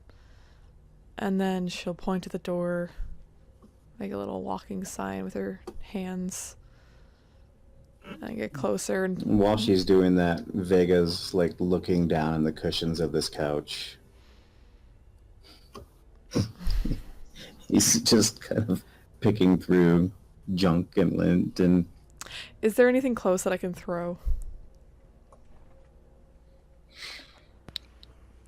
Yeah, there's an old cup on the counter over here. Yeah, she's gonna grab that cup and chuck it over at Vega. Gonna roll to hit. Oh yeah, you can do that. Good. Just roll a This d20. is D20. Face devastation. 1 D20. Okay, let's see. You actually... Wow. You can roll your physical defense if you want to. um, He gets hit by the cup. and Vega gets smacked in the side by this cup, and he startles up and he looks around. What you doing there? Why you throwing cups at? Just point at the door Then again. she says, shh. She said, shush. What are you shushing me for? Well, no, I didn't do anything to you. I was minding my own business, looking at that couch. She's gonna take out her And shotgun. he's and then when she takes out her shotgun, he's like, oh. I And he pulls out his swear. pistol. And she'll turn to the door and bust it open.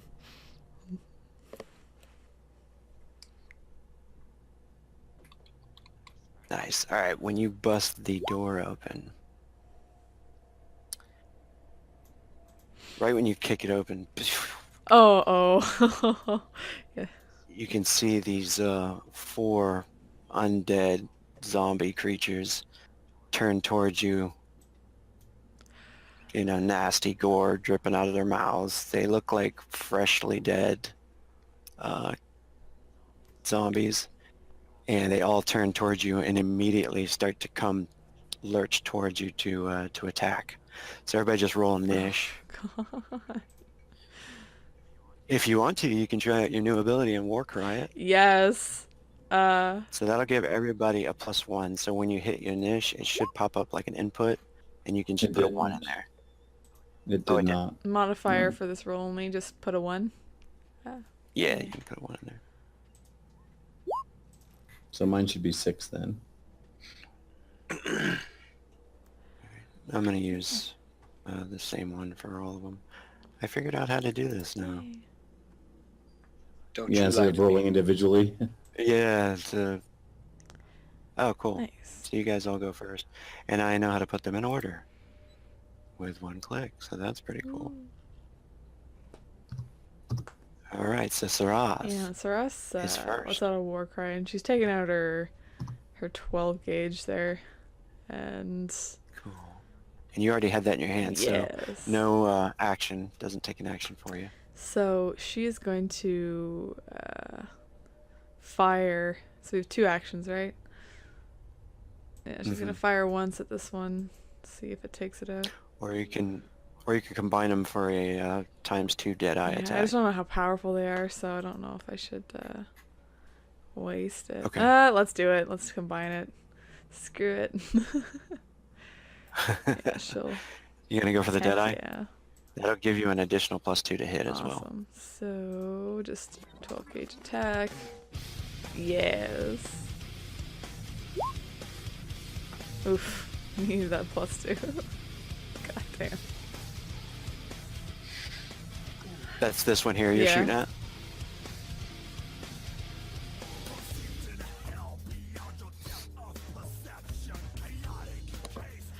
Well, That seems I wrong. was gonna say 1d20 plus There you go. 0.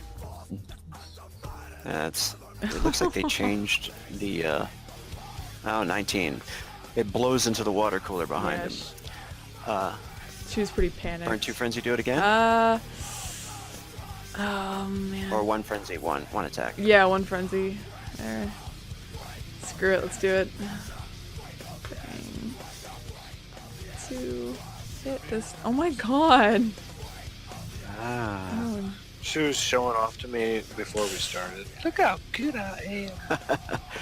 The second shot blows into the desk, and 1 more. You want to burn that other frenzy? yeah, man. I just gotta take hit this something. down.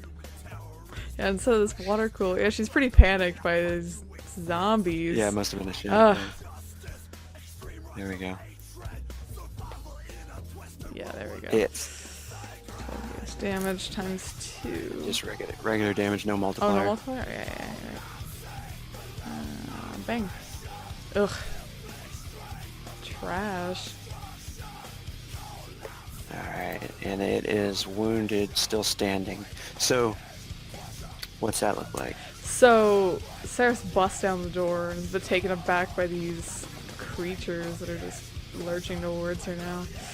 And she cocks her gun, lets out one fire, hits that cooler back there. Ah, shit! Cocks her gun again, fires. Shit! And then again, in fury, cocks her gun again and fires, hitting it, but not doing much damage, just kind of a glancing blow. Ah, damn it!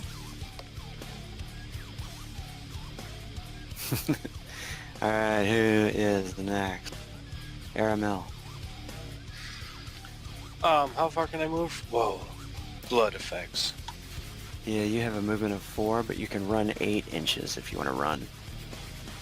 It has a negative effect to your attack on casting spells if you're running, but it's only a -2. Can I run 7 and then cast? Yeah, it'll just be a That would -2. put me, yeah, so that put me like here.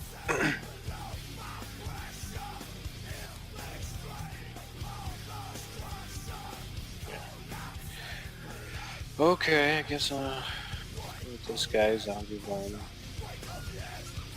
Throw it like to the side of all of them. Let's see if this one works. Let's hope something cool happens. What is that?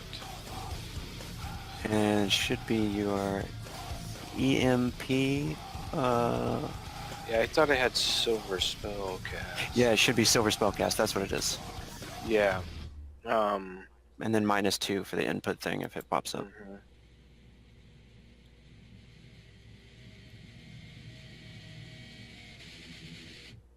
Let's see if this guy's defense button works. It 15. doesn't. Oh, he gets hit. Okay. 15. No, it doesn't. Ah, it's a 0 again. See, there's something wrong. I tried to do what Bo was talking about. It seems like they changed something, the HTML of that. 8, it hits him. Okay. I don't know how Now much you- damage it does. Now you have to roll the EMP orb damage, and Oh, I see. and you'll put your level in, whatever character level is, so 3, Mhm. and then hit enter. Man, Nice. I suck at this damage. Alright. First one flies through and blows into him. He's wounded. And then, you want to throw another one? I do want to throw another one. Cool. Also at a -2. Correct.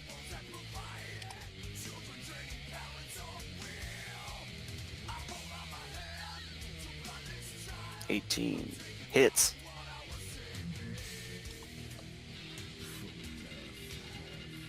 Oh, nice.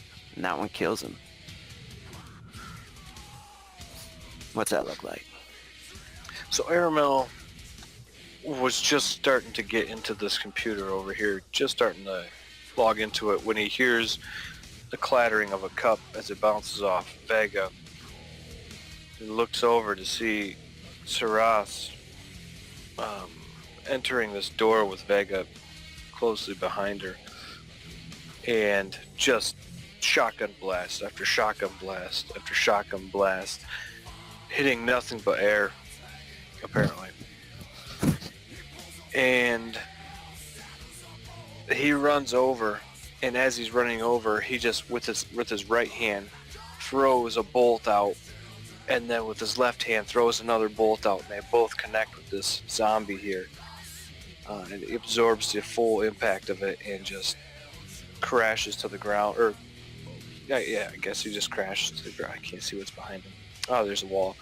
Sorry, my map wasn't shifted over far enough. So he goes flying up against this wall here and then crashes on this desk. Papers flying everywhere. Blam! And then, cool. You could do Frenzy normally, but there's no really targets in the way. So it'll go to Vega. Vega just, all this commotion around him. Saras just blasting away with her shotgun, then Aramil popping up behind him and flinging, this ball of light through, by him through the doorway. Just kind of startles and looks around like, whoa, what the fuck is going on?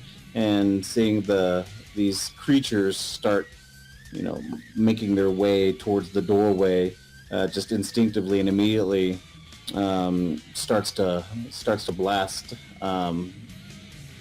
He sees this one immediately and fires at him. Cool.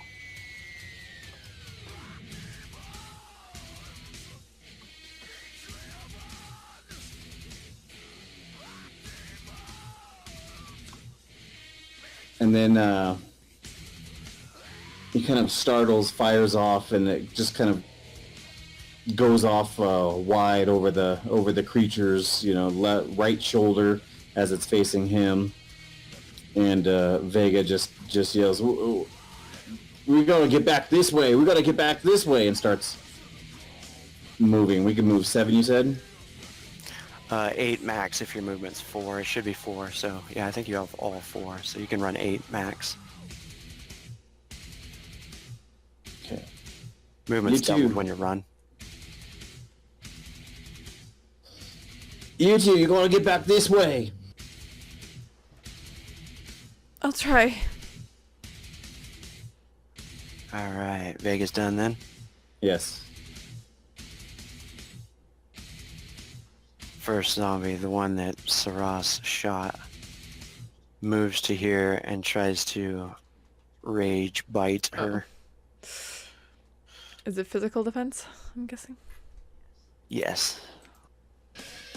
It is a 12 Ugh. as your target number.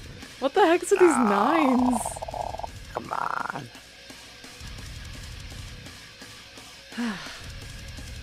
Here it is. 12. Oh, Oh. he only does 12 damage. Yeah, but So this one's on your first armor rating. yeah, I got a 13. Nice. So he's like biting into your... Yeah, he's biting into your gauntlets, the ones you made Oh, just if last it's week. the gauntlets, I can shock them. Oh, yeah. Yeah.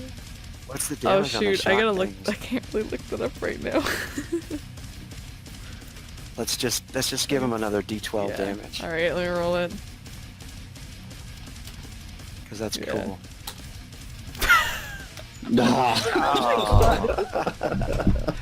That's crap. It's like He frying. says, "Yum." He takes the buzz. 1, 2, 3, 4. Ah! The other one comes and tries to do the same thing, trying to rage bite you. Oh, can I roll higher than a 9, please? Oh no, no, I can't.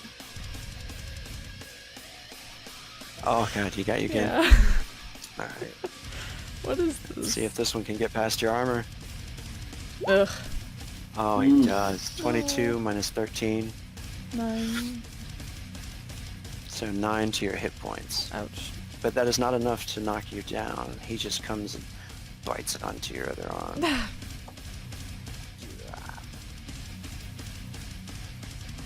The other one cannot get past the other two, so he is coming in, trying to reach past the other zombies. Because you've got them like all bottlenecked and you're fighting them in the doorway there.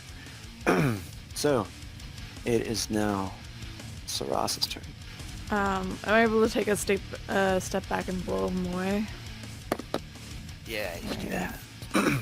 Take a step back there and deadeye at that zombie there.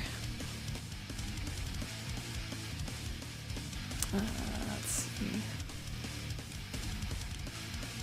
see. Yep. Let's see. Come on. Oh, there we go. Oh, nice. Yeah. That's a hit. Times 2. Oh, that still sucks, but Holy shit. yeah, holy crap. That's crap. Yep.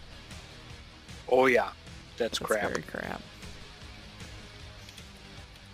Well, it'd kill most first level things. And that actually knocks that one to the ground and almost killed it. Vega's continuing to yell, "Get your asses up here!" You can burn your frenzy and do it again if you like. Mm, Do yeah, it. I'm gonna burn a frenzy Do to it. blow this guy again. Yes. Same Yeah, guy. same guy. But no, did I? Excellent, Smithers. Blow him while he's down. Yeah. He gets a -1 as well for being on the ground Blow and him while he's prone. down. Ah. Oh, he's so prone. Aw. He's prone to receiving blow. That one hits the floor Yeah. though. Yeah, her arm's bleeding. Having trouble All focusing. right. So what's that look like? Yeah, so she kind of shoves the zombies off of her and she takes a step back and cocks her gun and fires the one in front of her, knocking it down. And her arm in pain there. Well, she doesn't really register pain, but I guess just the surprise and the panic seeing these zombies just keeps throwing her off her game. And she's aims a little bit too low, shooting the floor. Alright. Aramil, your turn. Aramel, seeing this zombie hit the floor, will throw a bolt at it, and that's a +1 because he's down. -1. I'll take it off my defense. Oh, okay.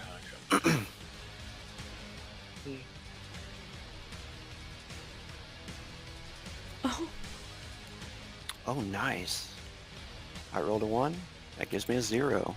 That's armor defeating. nice. Armor defeating. And then you do the ×3. So yeah, Nice. cool. He is dead. You can actually throw another one. Going to. Sorry. The one behind him, 4. Yeah, okay. No.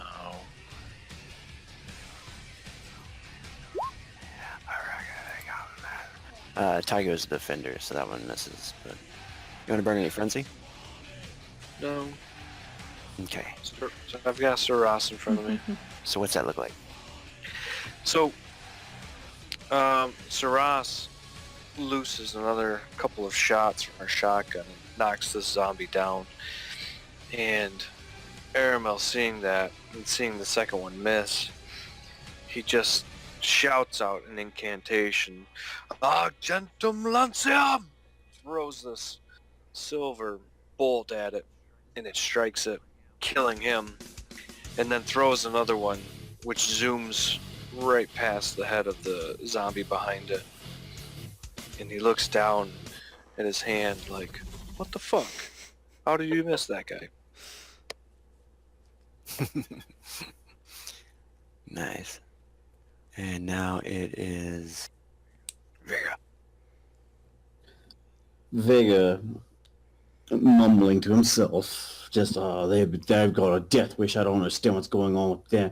Yeah, I can't believe they're not willing to stay here. And he's grabbing this couch, and as he's grabbing this couch and dragging it horizontally across this hallway, we're able to just block these things again. They're not going to be able to get back there. Just go out, build a station right here to I'm going to fight from it. I can't believe they're just going to, and he's just kind of like pulling this couch and creating like this horizontal blockade. That there? I can't believe they just want to stay right over there. And he takes up a position right there, puts one knee on the couch, steadies his hand over the back of the couch, trains his gun down the hall, and just waits for anything else to pop out. Just mumbling, they're just going to stay down there. I told them to come up here. We're going to have a good spot right here. It's just fucking amateurs. And then zombie turn.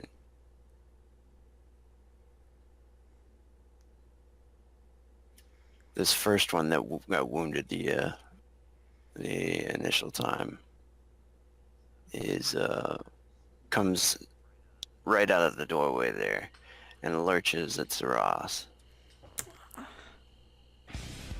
More than a 9. More than a 9. What?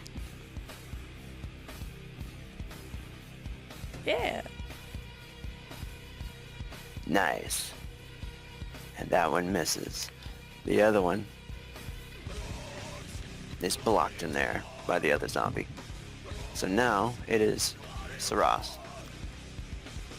Saras is actually gonna wait, and she's gonna kind of like quickly glance back at Aramel. Go towards Vega. Okay, you want to hold your Yeah. actions? Just until he clears. Okay.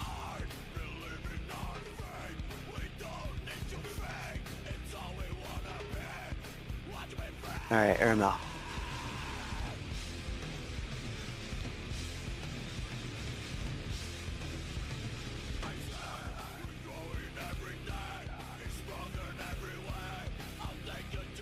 Is it a negative to run over here and then throw a bolt?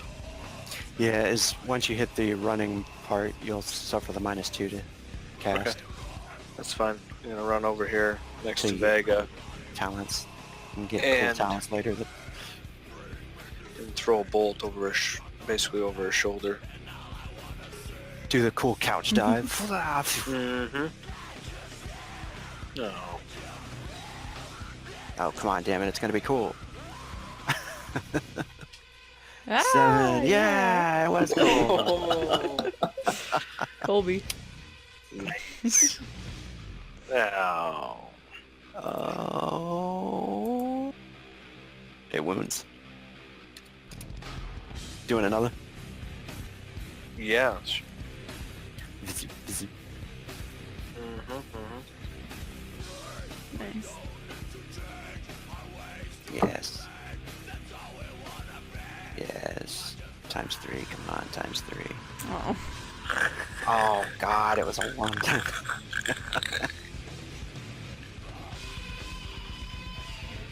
Those low-level spellcasters. Gotta love them. Alright, it is hit twice. It's stumbling. Do you want to unleash a frenzy on it? Or save it for Vega? Yep, I'm gonna save it. Or Saras or whoever. Mm-hmm.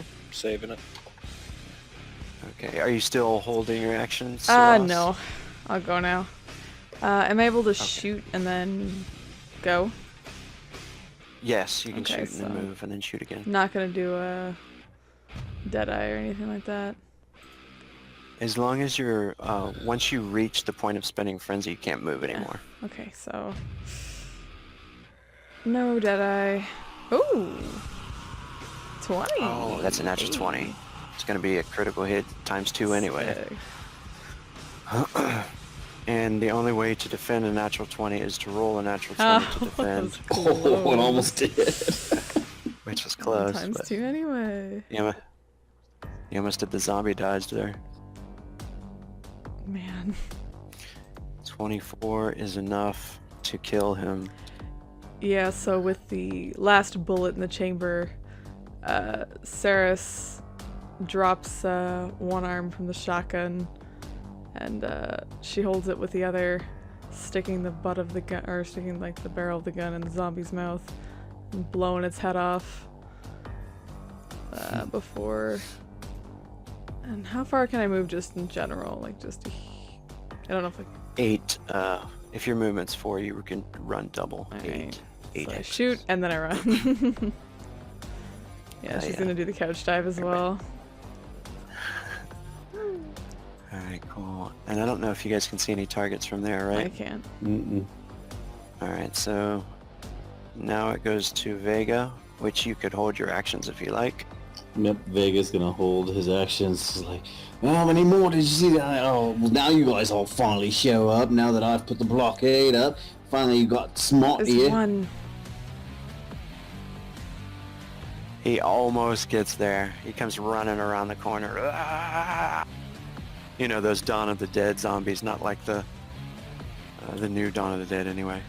And Vega, as soon as he comes running around the corner, his arms steadied on the back of the couch.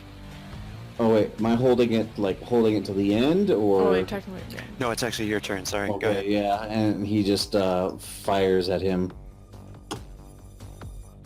Yes. Oh, my goodness.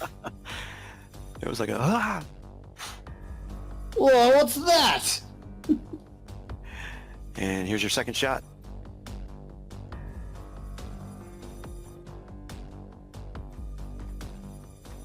we go. 19 plus 120. Not a natural, but still. That one hits.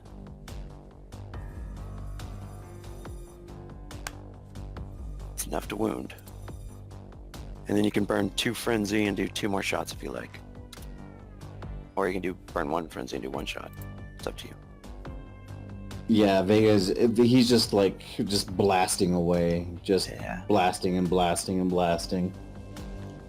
That's what she said. As this thing's coming down the hall. Got him. 7 more. It's another wound. And 1 more. Oh, come on. Yeah. Oh, the last bullet missed. Alright, so what's that look like? Yeah. This thing comes running around the corner and he just starts firing, almost indiscriminately, just firing down the hall, hoping something hits. And then, of course, Suras comes jumping on the couch and jostles him a little bit. He's going to blame it on her. As he misses that last shot. He wouldn't have hit anyways. He's a bad shot anyways, so he just wants to go ahead and blame it on her. Awesome. Alright, Ermel.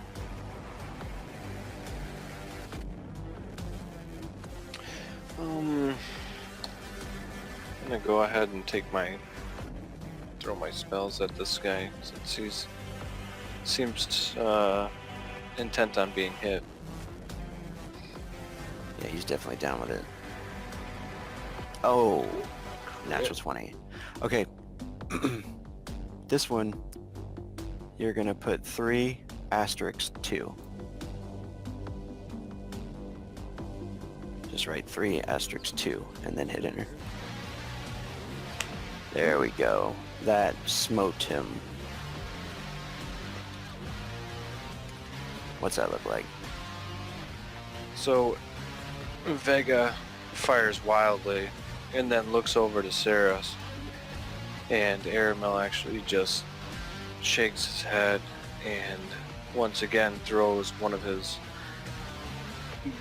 silver lances and yelling out his incantation, and it strikes this zombie square in the face, exploding it and exploding his head off, I guess. And it just kind of stands rigid for a moment and then slowly topples backwards. Alright. Then the room goes quiet. And no more action, no more zombies pouring out of the room as it sits there and kind of twitches a little bit. What do you guys want to do now? There doesn't seem to be any alarms or anything going off. Saras will... Vega's reloading his weapon. Yeah, so Saras, and she looks over to Vega and Aramel. Oh, what the fuck was that? I don't know what that was, but I just know we shouldn't be hanging out here much longer than we need to. I think we gotta just finish kind of looking through this place, and we gotta get out of here. Agreed. Maybe if we can... Yeah, Mel, probably finish what you started over there. I also think it would be worthwhile to check out that room in more detail. And Saras will finish reloading and clamber over the couch. Ugh, fine. And the zombie here, she'll actually just crush under her boot, making sure its head is just splattered all over the floor. And she reaches into her flak jacket, takes out the mouse, puts it on her shoulder as she walks through. See, this is pure disgustingness. Good thing you don't have to deal with it. Well, I guess I'll go with you. And Vega kind of just lights a cigarette, takes a drag off of it, blows some smoke out, has his pistol in his right hand, and he steps up on the back of this couch and kind of just pushes off, lets the force of his pushing off and the momentum of his weight Gonna just carry him down into a thud onto the ground. Has both hands out, cigarette in one hand, gun in the other hand. Then brings him back down to his side. Well, let's go check it out There's then. another computer in here. Armel. Yeah, you got another girl to come talk to in here. I'll be over there momentarily. Oh my. That's pretty good. Oh man. All your secrets are belong to me. Damn. Hell yeah. Oh, So you open that computer up. There's the old access panel. You find an email with the old access to the door. That awesome video game. Hey, everybody, here's an email. We switched the password to the door. So, 227 Yeah, files. everything's default now. It's actually admin. Yeah. You also find all these files of employees and patients and stuff like that. And you also realize that these patients are, all of these zombies that you just killed were in fact employees, it seems, at one time. One of them even looks like a postal worker that might have visited this place. As the water cooler's been blasted, it's kind of leaking water all over the floor in here, and mixing with the blood of the zombies. And you notice there's some damage to the walls and the desk and stuff. The computer is still intact. Looks like this room hasn't been bothered for a while. So possibly whoever created these creatures might have put these things in here to store them for some reason. You do notice some old supply crates in the chamber. It looks like there's a lot of vials and empty what do you call it, hypo needles and stuff like that. Nothing of great interest in there. It does look like that this used to be maybe an old security room, though. Like the security office, maybe one or two guard personnel might have stayed in this room. Because you can still see their name tags. They match the files there on these guys that worked here. They've been in here a while. are you able to pull up maybe the security camera outside on this thing? You can. You do notice that it has security information and files, old files on footage that date back all the way, to a couple years ago. I might see if I can scan through them really quick if there's a sign of the doctor on them when he last came in. You do notice 2 weeks ago that there is it collected some footage, movement activated, that shows the doctor moving a gurney with the help of two other people. One of them's wearing a hood, and the other one is like a kind of big, lurchy fellow. Looks like he's hiding a weapon underneath his cloak there. And then there is another, more slender female. She seems to be an elven female. She looks pretty tattooed up, and it does not match the description of his wife or who was in that picture in the portrait, though. Looks like somebody else. But you do notice that they're moving gurneys with bodies on them into the doorway. Do they ever leave?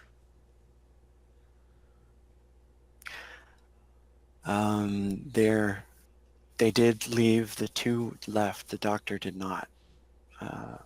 And the two seem to leave every few days and come back. But that footage is all in there too. Interesting. Have they come back since?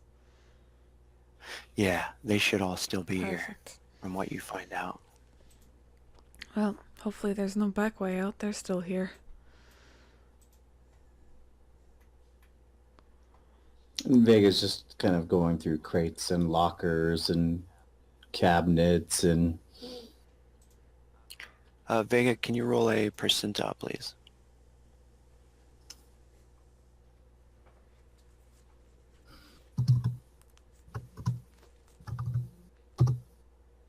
oops.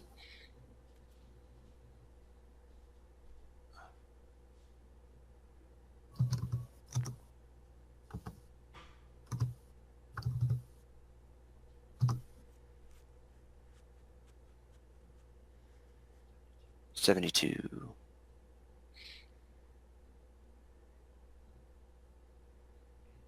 In one of the crates, you find what looks like 2 grenades.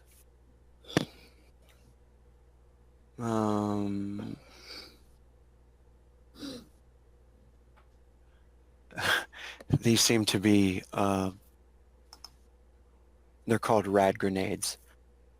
It'll explode in a certain radius and cause disfigurement and pretty much radiation damage. Vega spots them in the crates and he immediately grabs them and gets a big smile on his face and he spins around to the others while they're over there near the computer. He's holding them both up in his hands, almost like trophies. He's holding them there and he's, oh, look at this. He's got a cigarette in his mouth. He's got the flame end of his cigarette so close to one of the grenades. He's just got a grin. Ash is dropping. Ash kind of hits one of the grenades. Can you believe what I found here right now? Let's look at this crate. Vega, This be is careful. great. And she'll start approaching him. Just look. Just careful with the grenades. They're very volatile. Can you believe I found this? You found a mouse and I got these grenades. She'll Isn't grab that his great? wrists. Vega, calm down. Oh, all right. You don't have to get You violent. haven't seen me. Besides, I'm the one with grenades now. Look at this. He just kind of laughs. He takes a drag off his cigarette and blows it out the side of his mouth. And takes the grenades and kind of just looks down at them, proud of them. And puts them inside of his coat. She'll let go and turn around. We should. There you go. I put them away. There's no risk. I'm safe. I don't care about you. Let's. I feel like they're still here. They probably know we're here by now. Aramel, you get over to that computer. Yep. You gonna make a check on that one? I did. 11. Oh, cool. Yeah, you also notice, besides the security footage, which is easily accessible, that there are a few hidden links to other cameras inside this place that are operating right now. So you easily access those. And it seems that there's a camera in a hallway that shows the door where you guys would be going into next. It seems the door that you're in the lobby goes into a hallway, and you can see a couple of undead standing there, kind of just staring at the wall. One is like eyes rolled up in the back of its head, rotten face. You can see its teeth between its nasty rotted face, and another one is really bloated, like if you ever played Left 4 Dead, I think it was those boomer creatures, it's really nasty. It looks like it's kind of oozing this filth out of it. There's 2 of them in the hallway just standing there, almost as if they were told to watch this area or guard it. Okay. So Aramel just turns to the other 2 and he says, "Hey, get a load of this." He points down to the monitor. Would you look at those fat fucks? My God, I wonder what happened to them. It looks miserable. I I believe there's an old joke. How does it go? Oh, that's right. Your mama. That's what happened to them. Is that a mama joke? Oh my goodness.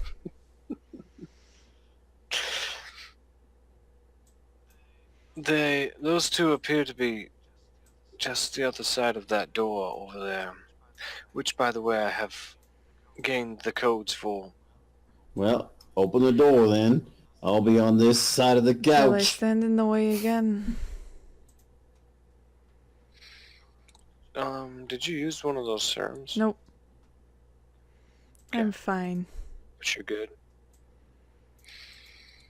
Okay. And Aramel, I guess we'll go over to the panel, And and he looks at it and looks at his wrist, having cataloged the information that he got. And goes, oh, okay. A bleep, bloop, bleep, bloop, bleep, bloop. It turns green. Bloop, the door opens. Slides open. Inside, you can smell this horrific stench of rot. As soon as Cirrus goes through the door, he quickly closes it on her. No, I'm just kidding. it's disgusting. And you're scanning Saras's movement. You're picking up some more movement in this chamber over here. It seems like maybe 3 or 4 1,000. I see Yeah. them. creatures are moving in there as well. That's just a hallway, isn't it? Around Something. Oop. Yeah, there's that video camera that showed this hallway, and it's picking up those. If we can avoid them, let's try. Vega, of course, has his gun out. You can hear them too, these ones over here going, ugh.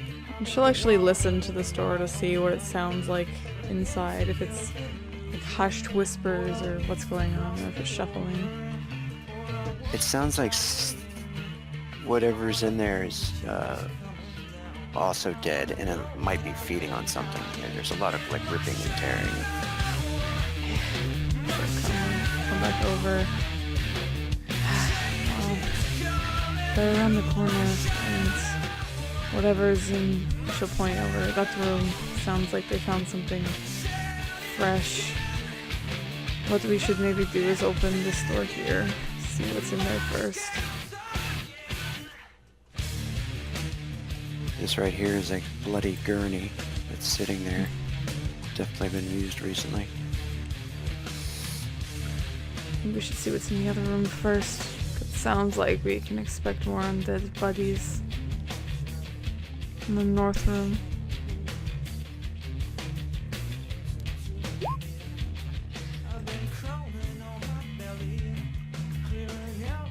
That damn movement radar ability is awesome.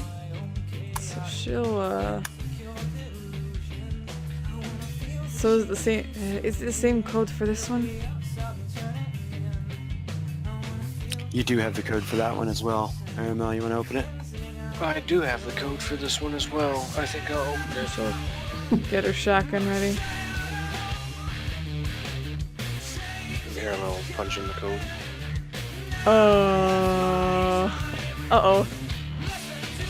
Roll initiative. Uh-oh. And Aramel will punch in the code to close it.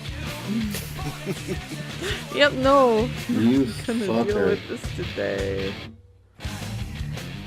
That's my... Oh, God. And war no war cry. No war cry.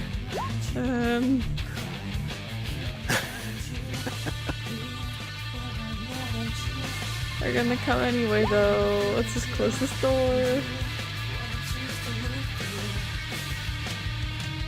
Can you close the door? Actually, Vega has an inch, right? Mhm. Once the door goes like slides open, you see this nasty, large creature. Looks like several body parts sewn together. It's called an abomination. It lifts itself up off the ground, and arms start to peel away from its chest. It's pretty horrific feeling, but it starts to hiss and growl. A couple of different tongues come out, and then Vega, it is your turn. So you could close the door if you'd like to.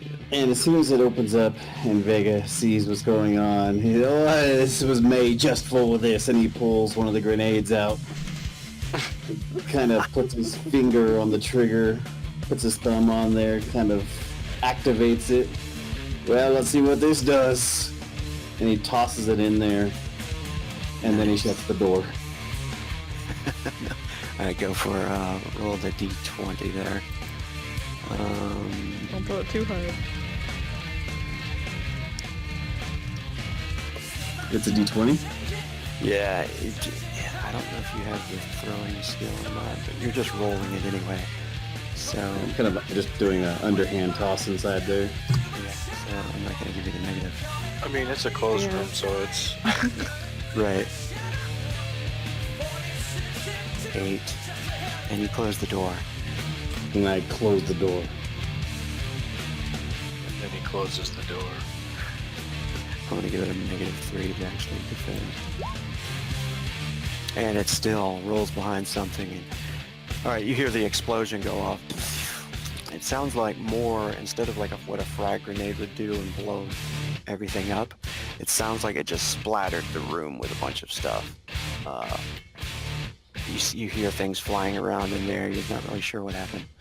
So, right after that, you can hear the growling around the corner, and these things come around the corner at you guys.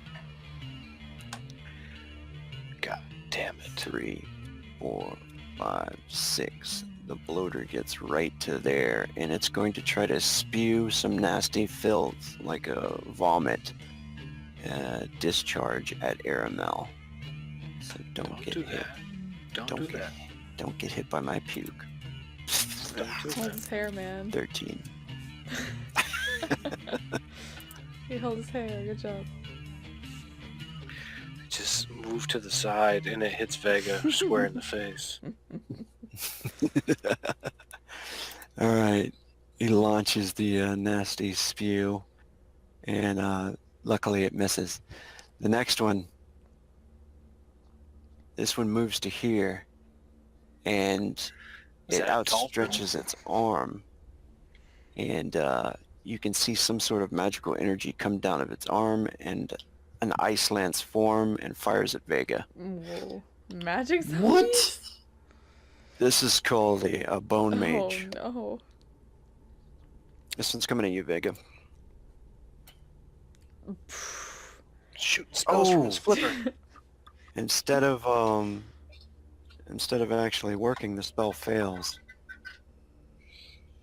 He shoots himself in the eye, killing himself. Again. Which is a magical fumble roll. Does that do anything other than fail? Or is that it? Yeah, it could be bad. I'm about to roll it here. Oh, okay. Can you guys see that? Does that Yes. pop up Mhm. for you? Yeah. Magical energy envelops all within a 2.5-inch blast radius, forcing all to make a body save roll. If the body save has failed from the disruptive energy, you must roll in the stunned effects table. If the body save is made, you are dazed and suffer -2. I think you guys are out of the way. He's not. Yep, just the bloater that's in there then. Holy crap. I think he just hit both of his Yay. friends. Oh, not this. Okay. Yeah, just the bloater. It's exactly how we planned it. That's awesome. Alright. Body save rolls for these two. That's a fail. And that's a fail. Both of them are blasted and fall to the ground. Stunned. The bloater, you can see like a lot of stuff starting to seep out of its face and its sides. All right. And then you notice one more come running around the corner. Oh, Vega, this one's coming at you as well. Piece of poop. did I puke on him? He's going to try to rage attack bite into you. Jesus. That's another natural one. Go ahead and roll your defense. You could get a nat 20 and end up dodging him, get an attack on him. Okay. My zombies are failing horribly.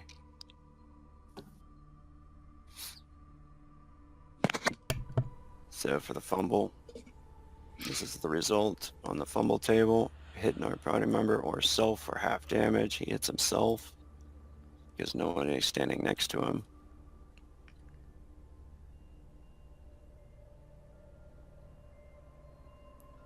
And he takes 13 damage. All right. Nice.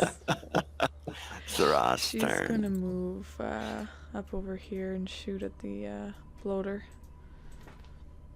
Deadeye this. All right, cool. Eh.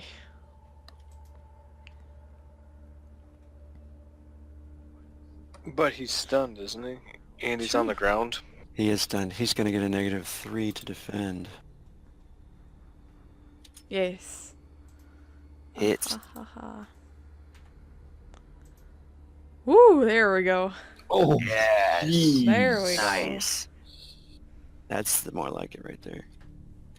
You kill him, and it's enough to make him Oh explode shoot! in a 1.5-inch blast radius, which all of you, luckily, are out of the range of. But what's that look Yeah. like? So Saris kind of slides up behind Aramel, points her shotgun at the bloater, taking careful aim, narrowing her eyes before blowing it away, keeping the kickback to minimal as Ronnie still sits on her shoulder, just kind of observing, seeing what's going on. She admires her handiwork, looks over to Aramel. You got the next one.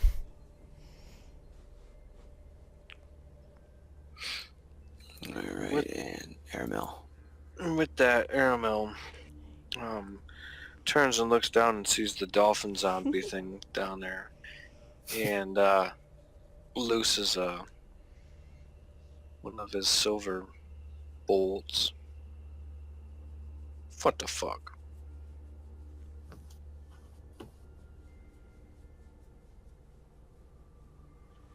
Which one are you shooting at? This one? This guy here. Oh, okay. Dolphin zombie.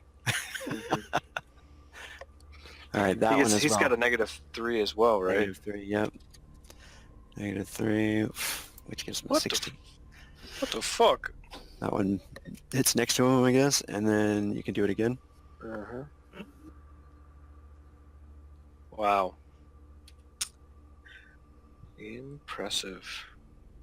Most impressive.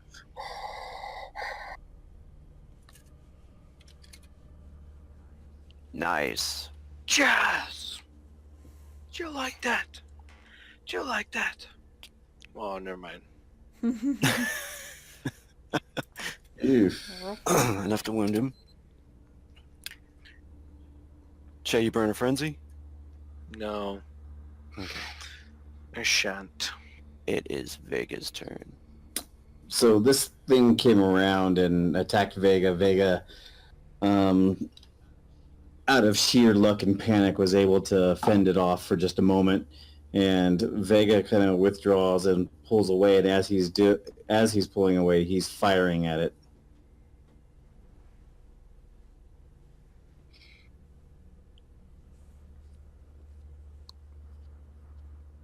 And he's kind of just walking backwards, firing at it. And the bloater, he should be on the ground, I think, too. He's -1. There we go. 13 is a hit. Nice. 18 damage.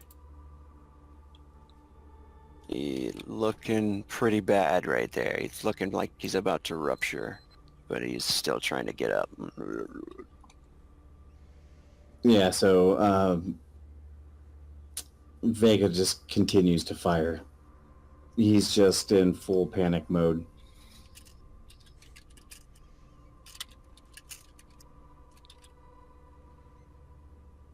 And one again.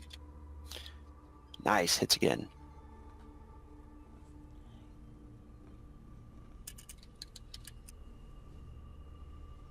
Nice. Nice. That one blows into him and makes him rupture as well, killing him. What's that look like? Yeah, he's walking backwards, just kind of yelling, cigarette kind of half dangling out of his mouth, just pulling the trigger, pulling it, and just firing at this big mass that was just right in front of him. Hard to miss, easy to hit. So he got lucky. All right. And after your turn, or unless you want to burn frenzy and attack this guy more. No. Right. The door here, you can hear it like being slammed on like ridiculously hard. Whatever is in there is freaking out. That creature, the abomination, is freaking out in there. The door seems to be holding up fine though. The bone mage takes a fire from its spell at Aramel this time. No, he doesn't. Does he not? Oh, he's stunned. Yeah. He is stunned. He loses his... He's getting up. He's starting to get up. You can see like the magic is all... So, I'm going to skip his turn. Thank you for reminding me. Saraz! Alright, so she'll take a step forward and fire at this bone mage over here. Doesn't like no zombies slinging any bullets. Taking careful aim and hopefully not missing wildly.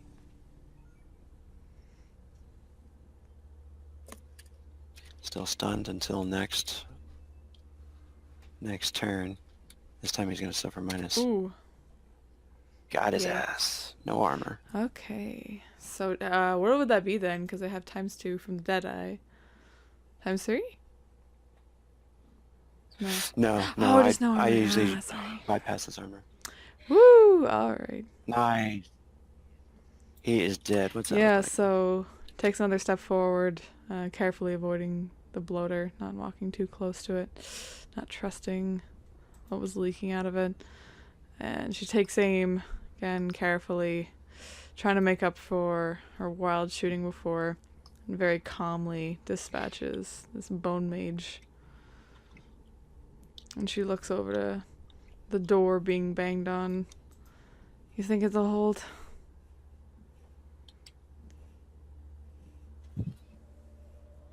Well, I don't know. I don't work here. I didn't build the place. It has so far. And maybe Vega, you want to push your couch in front of it.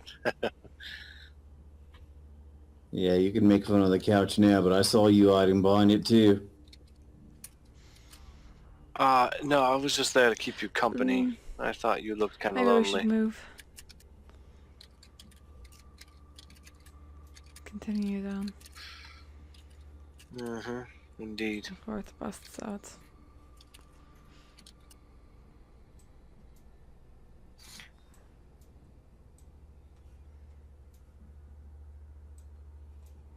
I'm wondering if... What's going on here? You can see down there that seems to be some sort of like old aquarium. There's lots of plants.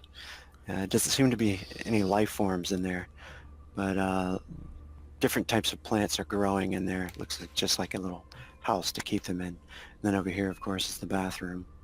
But there is a door here, and that seems to be where you want to go. All right, But door actually, whisperer. what I think we might want to do is continue next time here.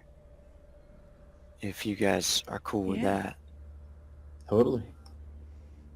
And hopefully like one of your friends will show up in time or something.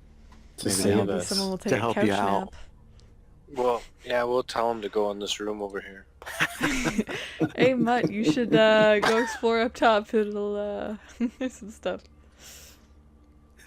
Because I see right now it's like 12:52, and I know you guys you still have a little bit more to Are go. we good to stop for tonight? Are you guys cool with that? Yeah. Yeah, I'm fine with That's that. fine. Great. Okay, cool. Awesome. Gonna Thank have you to be up. guys. We have to be up